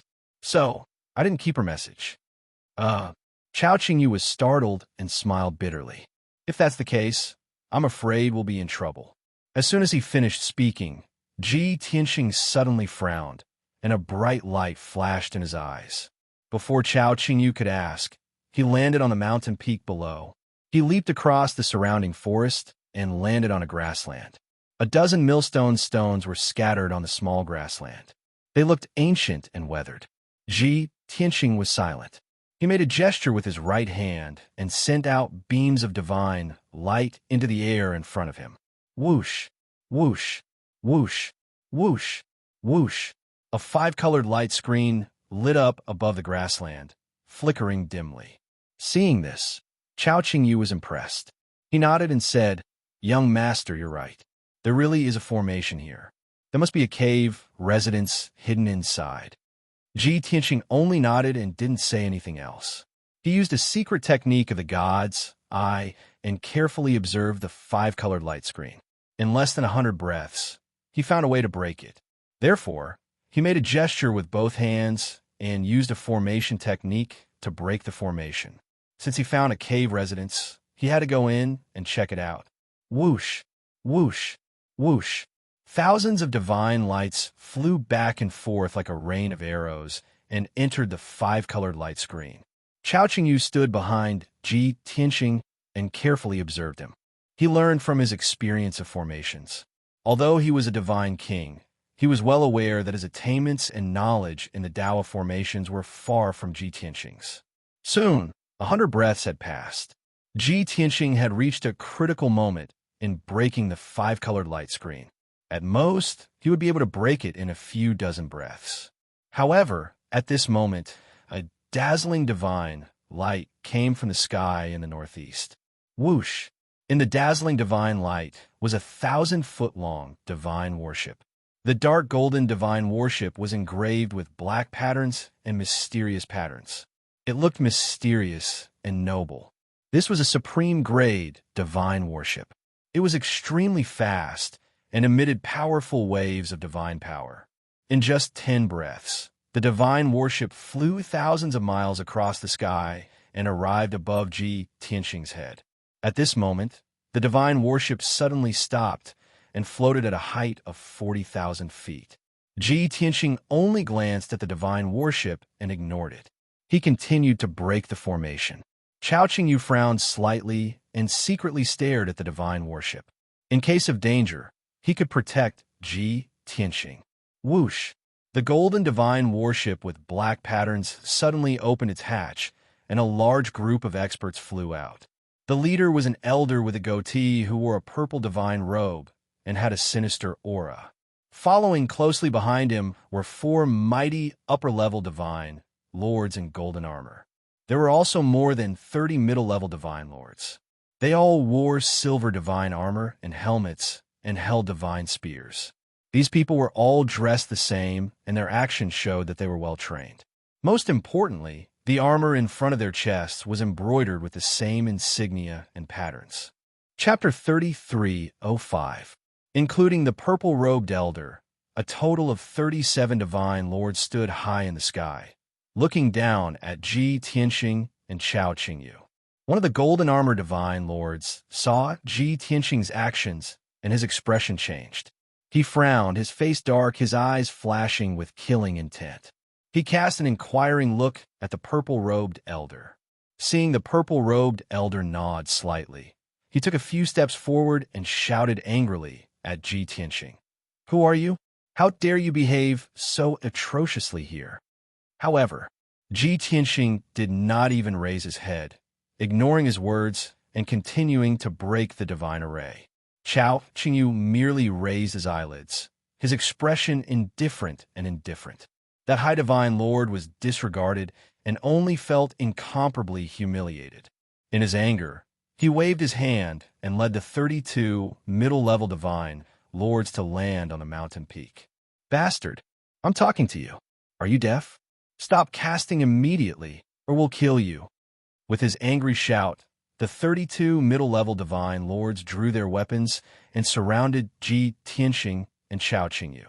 Instantly, the atmosphere on the mountain peak was heavy and murderous. Ji Tianqing was not disturbed at all and continued to cast spells to break the array. However, Chao Qingyu no longer remained silent. He looked coldly at the golden-armored divine lord and said indifferently, "This is the wilderness. What we do here has nothing to do with you. Also, you'd best show some respect. Otherwise, it'll be too late for regrets." His temperament was relatively calm, so he did not care about these Sir gods. He would not get angry because of this. Of course, if Ji Tianqing gave the order or if the other party insisted on seeking death, he would not mind annihilating them. Not only did the golden armor divine lord fail to intimidate Ji Tianqing and Chao Qingyu, he was even warned. This made him even angrier. His face twisted as he shouted coldly, "Where did this lowly brute come from? How dare you be so rude to me? Do you know who I am?" Who is this honorable big shot up there? Why aren't you kneeling down and admitting your guilt? Otherwise, your lives will be in danger." Chao Qingyu looked at him expressionlessly and said indifferently, "I don't care who you are, but you guys are too annoying." As his voice fell, he casually waved his hand as if he was swatting away a fly. However, a wild, sacred, and imperious god force suddenly burst out and swept the surroundings. The golden-armored High God Sovereign and the 32 God Sovereigns didn't even have time to react before they were swept away by the terrifying divine power. Bang! Bang, bang, bang. Instantly, there was a series of dull thuds as the 33 Sir Gods were sent flying by the violent divine power. All of them spat out blood as they were sent tumbling backward for over 10 miles, falling off the cliff. The golden-armored Higher Divine Lord was stronger. After falling off the cliff, just before he was about to fall into the deep valley, he forcefully twisted his body and flew back into the sky. However, those 32 middle-level divine lords were directly knocked unconscious. Like dumplings being dropped into a pot, they fell into the deep valley with a plop sound. Instantly, dust flew into the air around the mountain peak, and the deep valley began to shake. The golden-armored Higher Divine Lord was dumbfounded. He completely ignored his wretched appearance and continued to spit out blood from his injuries. He glared angrily at Chao Qingyu and cursed in a trembling voice, "You're too audacious." He wasn't the only one stunned. Even the purple-robed elder and the 3 golden-armored Higher Divine Lords standing in the sky were dumbfounded. These 4 experts all had the appropriate foresight and knowledge. They were definitely not reckless people. Of course, they understood how terrifying it was for Chao Qingyu to send 33 Sir Gods flying with a wave of his hand. After all, even the strongest of them, the purple-robed elder, couldn't do it. After coming back to his senses, the purple-robed elder's expression turned extremely dark, and his eyes burned with the flames of anger. The other party was in the Celestial Demon Empire, but didn't know his status and authority and dared to injure his subordinates. This was simply a provocation and humiliation to him. The other 3 golden-armored High Divine Lords also had indignant looks on their faces. They couldn't hold back their anger and immediately stepped out, wanting to join forces to deal with Chao Qingyu. Even if they knew that they were not Chao Qingyu's match, they still had to brace themselves.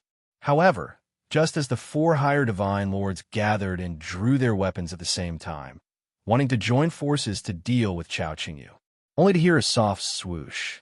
The 5-colored light screen above the grassland was finally cracked by Ji Tianxing. A gap appeared in the dim light screen, like a door. The purple-robed elder was stunned for a moment and hurriedly opened his mouth to berate. "All of you, get back here for this seat. Don't you find it embarrassing enough?" The 4 Higher Divine Lords hurriedly stopped in their tracks and put away their weapons. They secretly heaved a sigh of relief and hurriedly retreated to the purple-robed elder's side.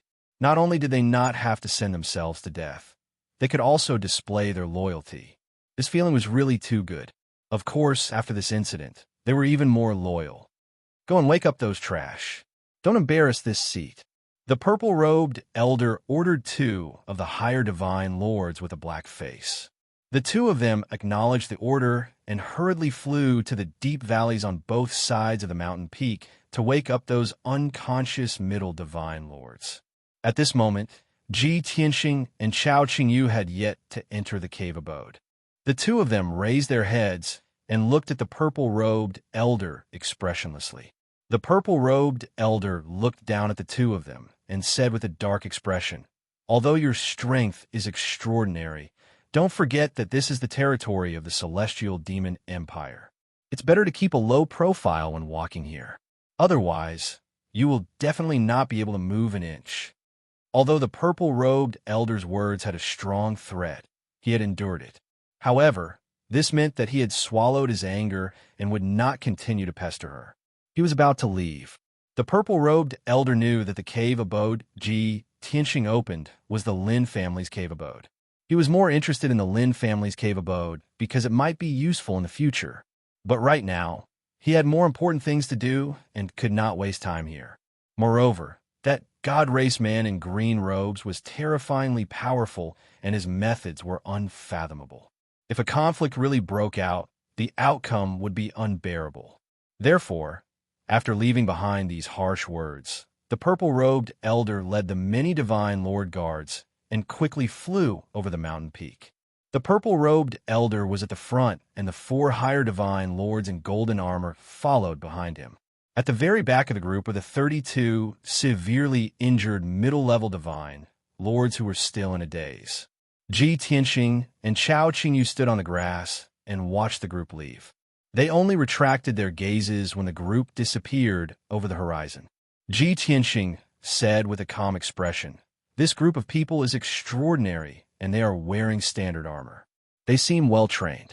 From what the goateed elder said, they're most likely officials of the Celestial Demon Empire. Qingyu, pay more attention to them, and remember their divine power aura." Chao Qingyu hurriedly nodded and said, "Don't worry, young master. I've already remembered it. Furthermore, I've also detected that they flew 30,000 miles in that direction before landing outside Manor." Chapter 33:06. What happened just now was just a small interlude. Ji Tianxing and Chao Qingyu did not take it to heart. The most important thing now was to find Lin Shui. Forget it. Ignore them. Let's take a look at this cave first. Ji Tianxing waved his hand and led Chao Qingyu through the gap in the light screen. Swoosh! The next moment, the two entered an alternate space and appeared on a wasteland. Looking around, it was a vast wasteland. There were only sparse weeds and scattered small trees. Further away, there were a few mountains and large forests, but they had all collapsed. It was a mess. Ji Tianxing frowned and released his divine sense in all directions, probing further into the distance. Chao Qingyu could not help but frown and muttered, "Such a harsh environment. Even the divine power is extremely thin. How can it be used as a cave to live and cultivate? Young master, I think this used to be a cave of an expert, but it was destroyed." Ji Tianxing nodded and said, "This cave is not big. It has a radius of about 10,000 miles. Let's go to the innermost part. There is something there." With that, he led Chao Qingyu and flew across the wasteland, over the collapsed mountains, and into the innermost part of the cave. Not long after, the two of them arrived at the top of a ruined mountain. There was a small platform at the top of the mountain. There was a mausoleum with a radius of 100 feet and a tombstone that was 100 feet tall. The mausoleum and the tombstone were very new and did not fit in with the surrounding ruins. Ji Tianxing only took a few glances to see the clues. This mausoleum was repaired in recent days. The tombstone was also just erected. Chao Qingyu nodded and analyzed. The surroundings of the mausoleum are dilapidated like ruins, but the mausoleum and tombstone are new. So, someone came here in recent days and repaired the mausoleum and tombstone? That's right, Ji Tianxing replied. Then his eyes fell on the 100 feet tall stone tablet. On the dark brown stone tablet, there were a few lines of dark red words engraved on it. The words clearly read, "The tomb of loving Father Lin Wufa and virtuous Mother Lin." At the bottom right corner of the tombstone, there were 6 dark red words, "Unfilial daughter Lin Shui." Seeing these lines, Ji Tianxing's brows slightly relaxed. Chao Qingyu was also enlightened. He nodded and said, "Young master, we were right. This is Miss Lin's home, the Lin clan's cave residence. Miss Lin's parents were buried in this mausoleum. She must have returned here 3 days ago to pay respects to her parents and renovate the mausoleum and tombstone." Ji Tianxing nodded slightly and said in a low voice, "I'm afraid things aren't that simple. If she had only come back to pay respects to her parents and repair the mausoleum, she would have returned to the divine ship a long time ago. However, she still hadn't appeared, nor was she in this cave. I'm afraid she met with some trouble, or she went somewhere else." Chao Qingyu couldn't help but frown. He asked worriedly, "Then what should we do? Where should we find her?" Ji Tianxing thought for a moment and raised his eyebrows. He said, "Don't worry, I have a way." After that, he turned and left with Chao Qingyu. They rushed to the exit of the cave residence. 15 minutes ago, In the Phoenix perching courtyard, Meng Yu and 4 black-armored guards stood respectfully in the first courtyard, waiting patiently. After a while, a purple-robed elder with a goatee stepped into the manor with 4 golden-armored high-level divine lords and 32 silver-armored middle-level divine lords. Meng Yu hurried to greet him with a smile. He bowed respectfully and said, "I, Meng Yu, await the arrival of the Imperial Advisor. I also welcome the 4 commanders and the 32 captains of the Imperial Army." Meng Yu was extremely humble and enthusiastic. He was not only respectful to the Imperial Advisor, he even took care of the 4 Imperial Army marshals and 32 Imperial Army captains that the Imperial Tutor had brought with him. The Imperial Advisor was very satisfied with his performance. He nodded slightly and said, "Meng Yu, you are very considerate. Please rise." "Thank you, Imperial Advisor." Meng Yu smiled and thanked him. He hurried to lead the Imperial Advisor into the hall to have tea.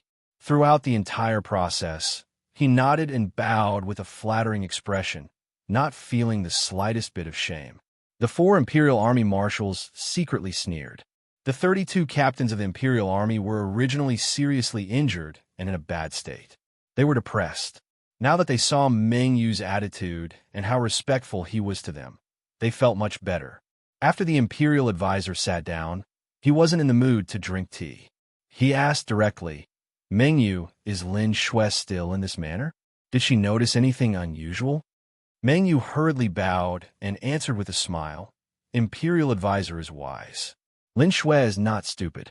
She noticed something was wrong early this morning.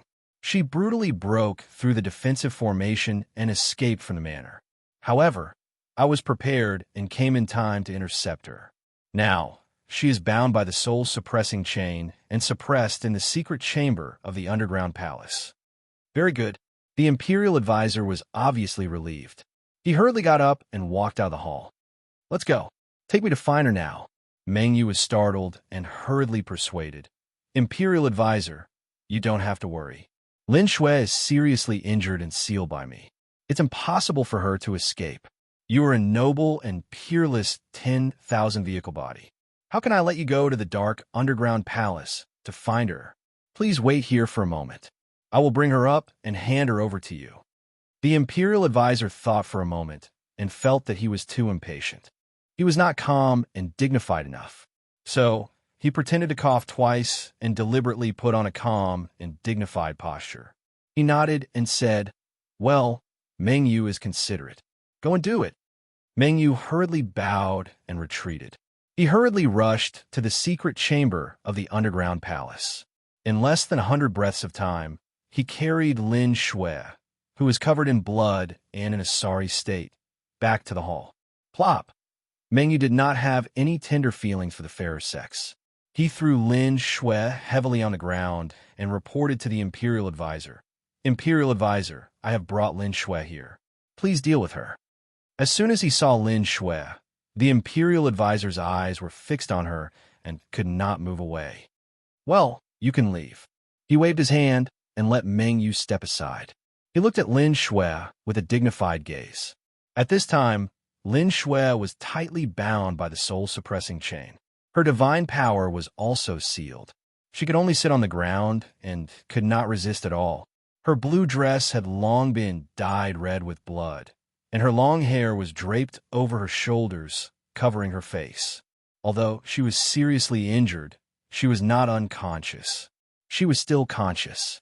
Hearing Meng Yu's words, she looked up at the Imperial Advisor and then looked at the commanders and captains of the Imperial Guards. Imperial Advisor? The Imperial Advisor of the Celestial Beast Empire? Lin Shui frowned, and her face was full of anger. She thought to herself, "This person is a peak monarch god. There are 4 upper monarchs and 32 middle monarchs. Looking at their attire, most of them should be the elite Imperial Guards of the Celestial Beast Empire. If I fall into the hands of the Imperial Advisor, even if I have great ability, I will never be able to escape.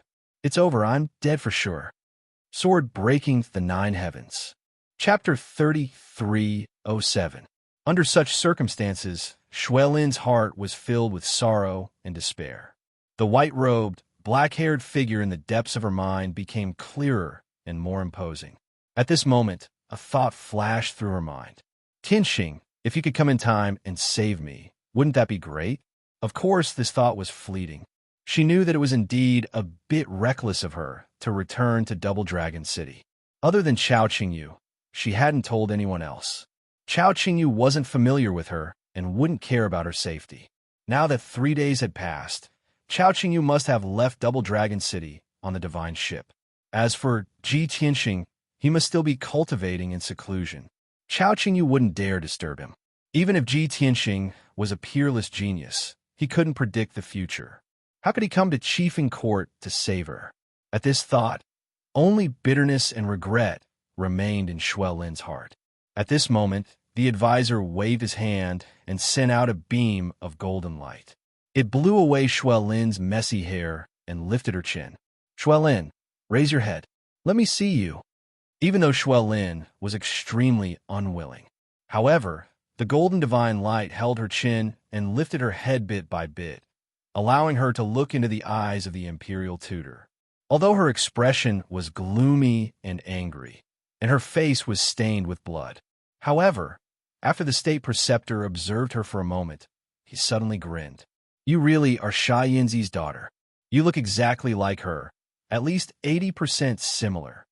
Xuelin frowned and asked in a low voice, You're the advisor of the Celestial Beast Kingdom? What do you want? I have no quarrel with you. The advisor smiled meaningfully. Xuelin, since you know who I am, you should know that you have no chance of escaping once you're in my hands. No quarrel? Hee. Looks like your father hid everything from you. Even you were kept in the dark. He deceived his master, destroyed his ancestors, and even abducted our clan's successor, causing our clan to suffer huge losses, and almost half of our clan was destroyed. Tell me, I have an irreconcilable enmity with your father. How can you say that there is no enmity between us?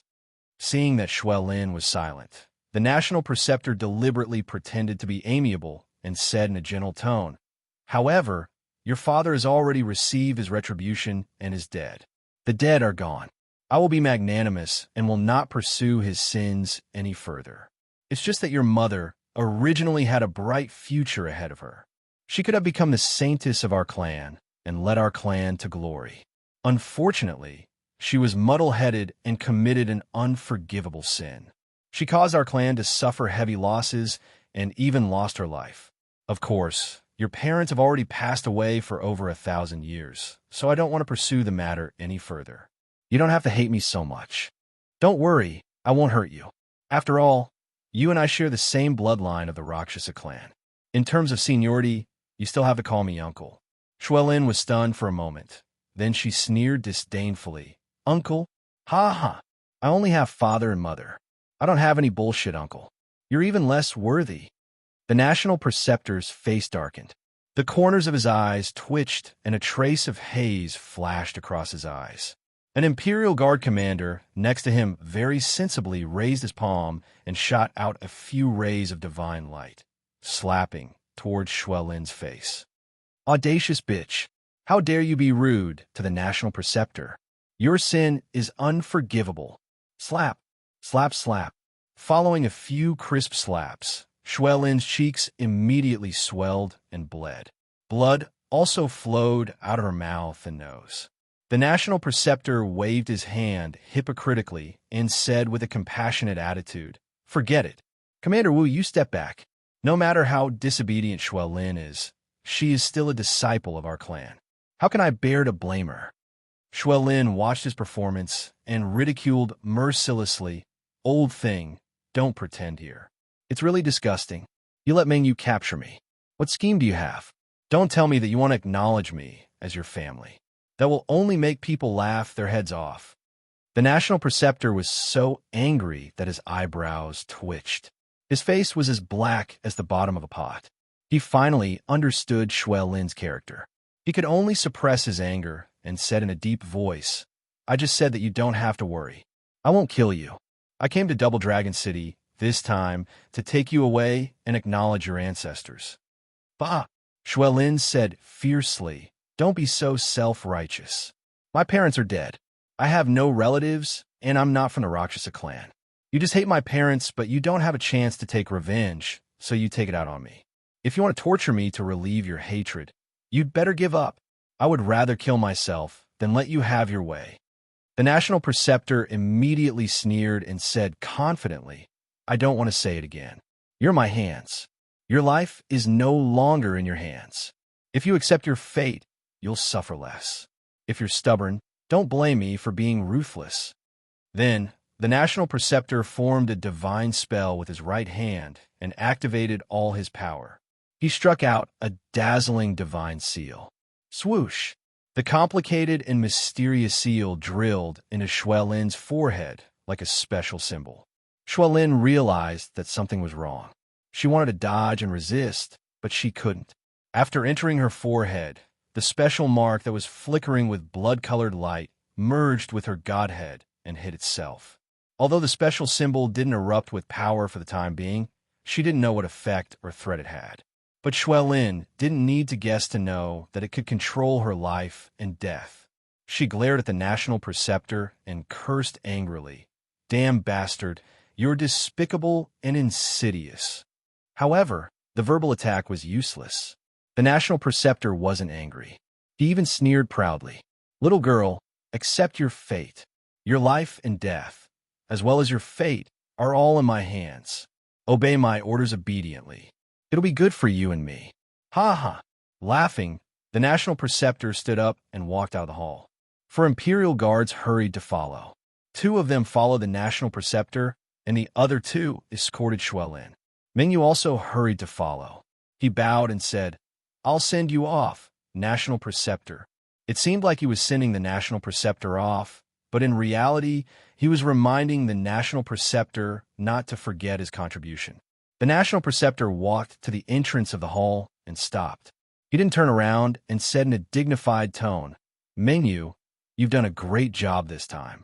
I'll remember your contribution. Wait patiently. When I'm done with my business, I'll give you a corresponding reward."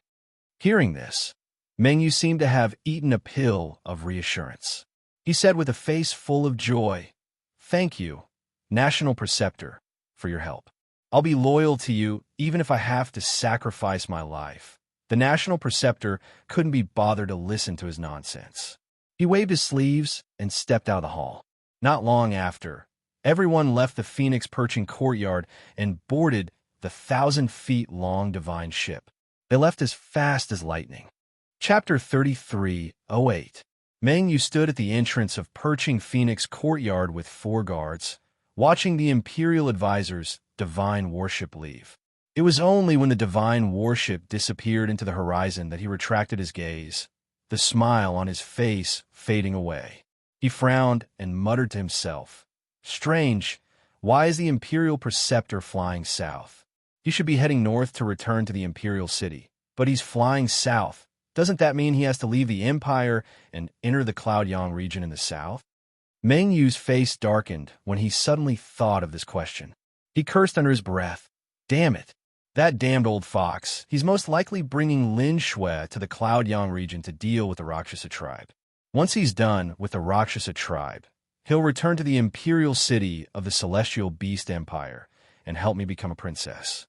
I wonder how long I'll have to wait before I can become a princess. If something happens to that old fox, or if he stays in the Rakshasa tribe and doesn't come back, won't my efforts be in vain?" Thinking of this, Mengyu's face darkened even more, anger rising in him. However, his ability was lacking, and his status was low. No matter how angry and unwilling he was, he could only suppress it. After all, he had a favor to ask of the imperial advisor, and there was nothing he could do. After taking a few deep breaths, he calmed his anger and said coldly, "Let's go back to the residence of the city lord." As he spoke, he was about to fly into the sky and return to Twin Dragon City with his 4 guards. However, something strange happened. There was no sound behind him, and no one answered him.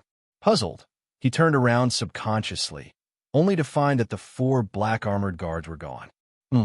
Mengyu was shocked, looking around vigilantly, searching for the black-armored guards.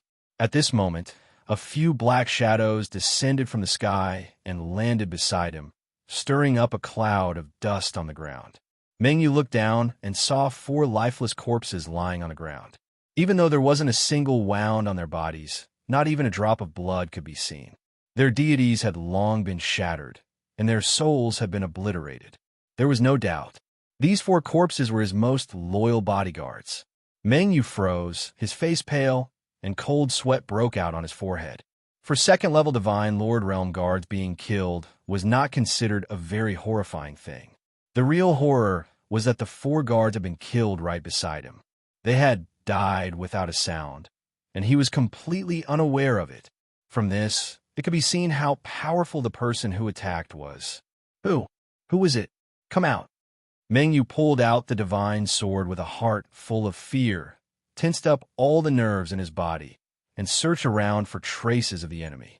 At this time, he saw that there were 2 figures 10 steps in front of him.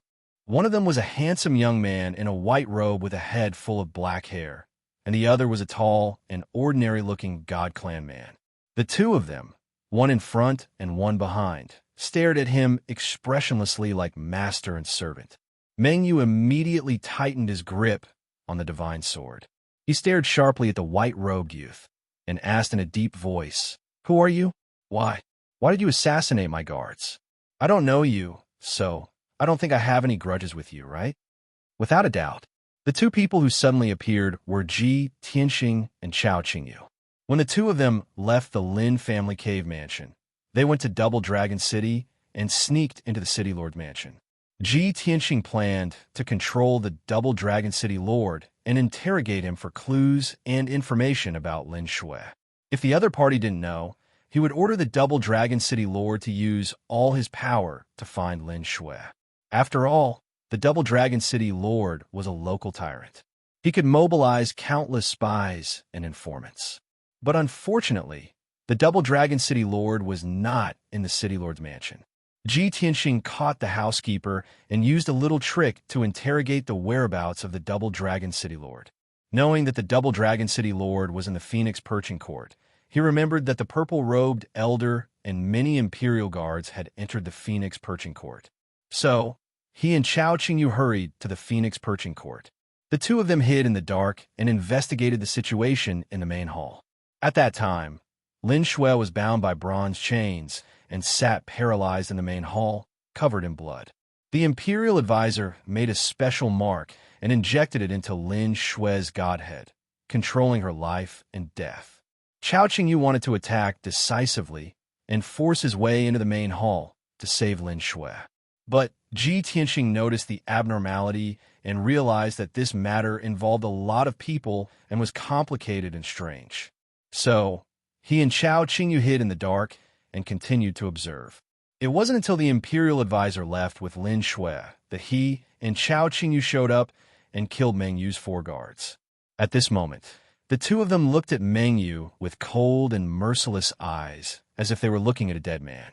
Meng Yu was intimidated by Ji Tianxing's power and felt a chill on his back. Ji Tianxing ignored him and said to Chao Qingyu, "Take him down. I'll interrogate him as we go." "Okay." Chao Qingyu nodded without hesitation and raised his right hand to grab Meng Yu. Meng Yu realized that something was wrong and teleported without hesitation, trying to escape. However, Chao Qingyu's seemingly ordinary claw locked down 100 miles of space and suppressed Meng Yu. Meng Yu couldn't move at all, and his body was frozen in place. He could only be captured by Chao Qingyu. Chao Qingyu flicked his fingers and shot out 9 beams of godly light into Meng Yu's body.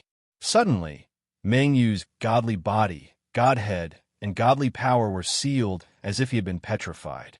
Other than being able to speak and think, he couldn't do anything else.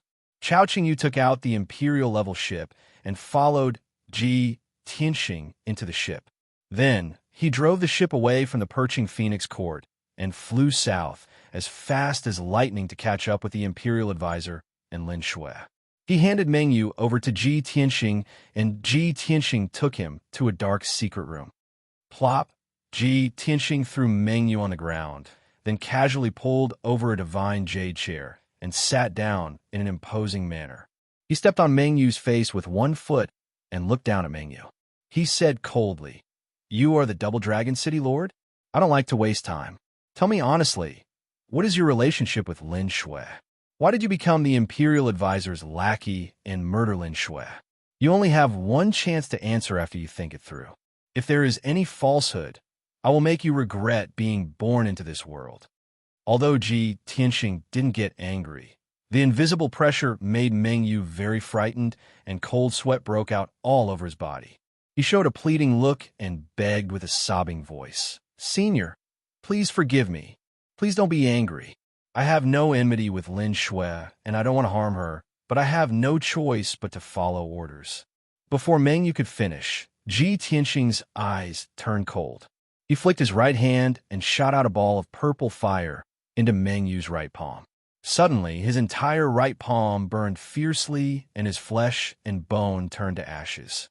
The incomparable pain made Meng Yu's body twitch and his face twist as he let out a heart-wrenching scream. Moreover, after his palm was burned to ashes, the purple fire didn't weaken at all and spread up his wrist. Meng Yu was tortured to the point where he wanted to die and his mind was about to collapse. Chapter 3309. In less than 10 breaths of time, Meng Yu's entire right arm was burned to ashes. The unparalleled pain and torture broke his will as he cried and begged for mercy. "Senior, please spare my life. I was wrong. I'll confess everything. Senior, please give me another chance." Fortunately, Meng Yu's divine body was sealed and he could not move. Otherwise, he would have kowtowed and begged for mercy. With a wave of his hand, Ji Tianxing kept the purple hellish fire. Meng Yu was finally released from the pain. He panted violently as cold sweat poured down his body. After a while, he recovered and calmed down a little. He told the truth. "Senior, I'm the Twin Dragon City Lord, Meng Yu. More than 1,000 years ago, Lin Shui's father, Lin Wufa, and my father, Meng Kuo, were best friends. Our two families have been friends for generations.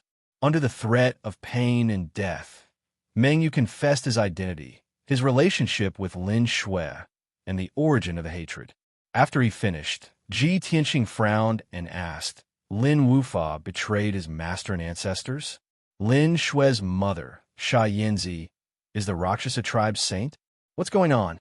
Tell me the truth." Meng Yu dared not hide anything. He told him everything. There's a Dharma sect in the Cloud Yang region in the south. It's one of the top 10 sects in Cloud Yang region. Lin Wufa was a disciple of the Dharma sect. His master was an elder of the sect. I don't know what happened 2,000 years ago. He killed his master and escaped from the Dharma sect. Later, he met the Rakshasa tribe saint, Sha Yinzi, and somehow a deep bond was planted between them. So much so that Sha Yinzi betrayed the Rakshasa tribe and followed him out of Cloud Yang region, hiding in Tianbei region. Meng Yu told Ji Tianxing everything he knew. Ji Tianxing repeatedly asked a few more times. Seeing that Meng Yu really didn't know any more inside information, he finally stopped. "These things are confidential. How would a small twin dragon city lore like you know about them?" Meng Yu looked sad and angry as he explained, because Sha Yinzi and Lin Wufa died one after another. Lin Shui also chased after Lin Shan and left the Celestial Beast Empire. However, the Dharma sect's people traced all the way to the Celestial Beast Empire and found my father, Meng Kuo. The 10,000 Laws sect was vicious and merciless. They tortured my father and forced him to reveal Lin Wufa's whereabouts. When they found out that Lin Wu Fa was dead and that the Lin clan had been destroyed, the Dharma sect took their anger out on my father and beat him to the point of death. Not long after that, the Rakshasas found Double Dragon City. Compared to the 10,000 Dharma sect, Luo Xia, the Rakshasa clan, is even more brutal. He actually killed my father. At this point, Meng Yu gnashed his teeth, his eyes filled with hatred. Although he left Double Dragon City in time, he thought he did it discreetly. But after I succeeded as the city lord, after many years of investigation, I finally found out the truth. However, at that time, Luo Xia had already gained the emperor's trust and was conferred the title of imperial tutor. I'm weak and powerless. I don't have the qualifications to avenge my father. However, Luo Xie still refused to give up and wanted to track down Shui Lin's whereabouts.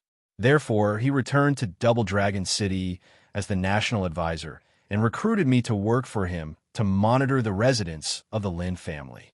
I couldn't refuse and could only endure the humiliation and quietly accumulate power. Only then did Ji Tianxing know that the imperial tutor of the Celestial Beast Empire was called Luo Xie. He was a key figure of the Rakshasa clan. He stared coldly at Mengyu and asked in a low voice, "So, you ignored the friendship of the Lin clan and betrayed Shui Lin without hesitation? In order to get the reward from the national advisor, you deliberately captured Shui Lin and handed her over to the national advisor?" Mengyu was silent for a moment before he said angrily, "What's wrong with me doing that? They killed my father. My father is innocent." "Huh?" Ji Tianxing sneered. The one who was hunted by the 10,000 Dharma sect and the Rakshasa clan was Lin Wu Fa. Shui Lin didn't know. "She's innocent." Mengyu was agitated. He shouted without hesitation, "But she's the daughter of Lin Wu Fa and Sha Yanzi. She's not innocent."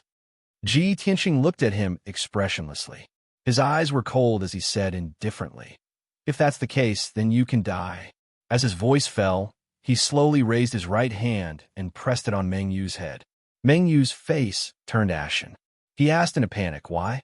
Why do you want to kill me? I've already told you everything I know. You didn't keep your word. You untrustworthy bastard." Ji Tianxing sneered. "Shui Lin is innocent, but you think she deserves to die. You plan to capture her and hand her over to the national advisor, Luo Xie. You wanted to kill her. Don't you deserve to die?" Mengyu was stunned for a moment before he shouted, "No, she won't die. Luo Xie is from the same clan as her. I only captured her to bring her back to the Rakshasa clan. Luo Xie won't kill her." Ji Tianxing frowned and asked, "Are you sure?" "Of course." Mengyu seemed to see the hope of survival. He quickly said, "Shui Lin is Sha Yanzi's daughter. She's very important to the Rakshasa clan. Luo Xie won't dare to kill her." Ji Tianxing thought for a moment and vaguely guessed the reason. Only then did he feel much more at ease. Therefore, he revealed a mocking sneer at Mengyu and said, "Your mission is complete. It's time to rest." As he said that, his right palm exploded with terrifying divine power and fiercely slapped Mengyu's head. Bam! With a muffled sound, Mengyu's head was intact. However, the terrifying divine power seeped into his mind and shattered his godhead. Mengyu's life was instantly cut off. His body stiffened on the spot. His eyes were wide open, and he still maintained a shocked expression. He didn't expect Ji Tianxing to be so ruthless. No matter how much he begged for mercy and revealed all his secrets, he couldn't escape death. After killing Mengyu, Ji Tianxing didn't show any emotion. His right hand rotated a few times above Mengyu's head and took out his godhead shard. Then, Ji Tianxing waved his hand and shot out a netherworld purple flame, burning Mengyu's divine body to ashes. He began to refine Mengyu's godhead shard and absorb Mengyu's soul memories to ensure that Mengyu didn't hide any important information. Before they knew it, half a month had passed. In this half a month, Chao Qingyu drove the king-level divine ship and caught up with Imperial Advisor Luo Xie's divine ship. They flew all the way south. Along the way, the Green Jade divine ship followed behind the Imperial Advisor, maintaining a distance of a few thousand miles. The Green Jade divine ship remained invisible and restrained its aura. It wasn't discovered by the Imperial Advisor. Ji Tianxing had already refined Mengyu's godhead shard and taken Mengyu's soul memories. Reality proved that Mengyu didn't know many secrets. In order to survive, he spilled everything. He didn't keep any important secrets. Ji Tianxing understood the whole story and was sure that the Imperial Advisor wouldn't kill Shui Lin. Thus, he patiently followed along. He decided to follow the Imperial Advisor into the Rakshasa territory and save Shui Lin after figuring out the situation.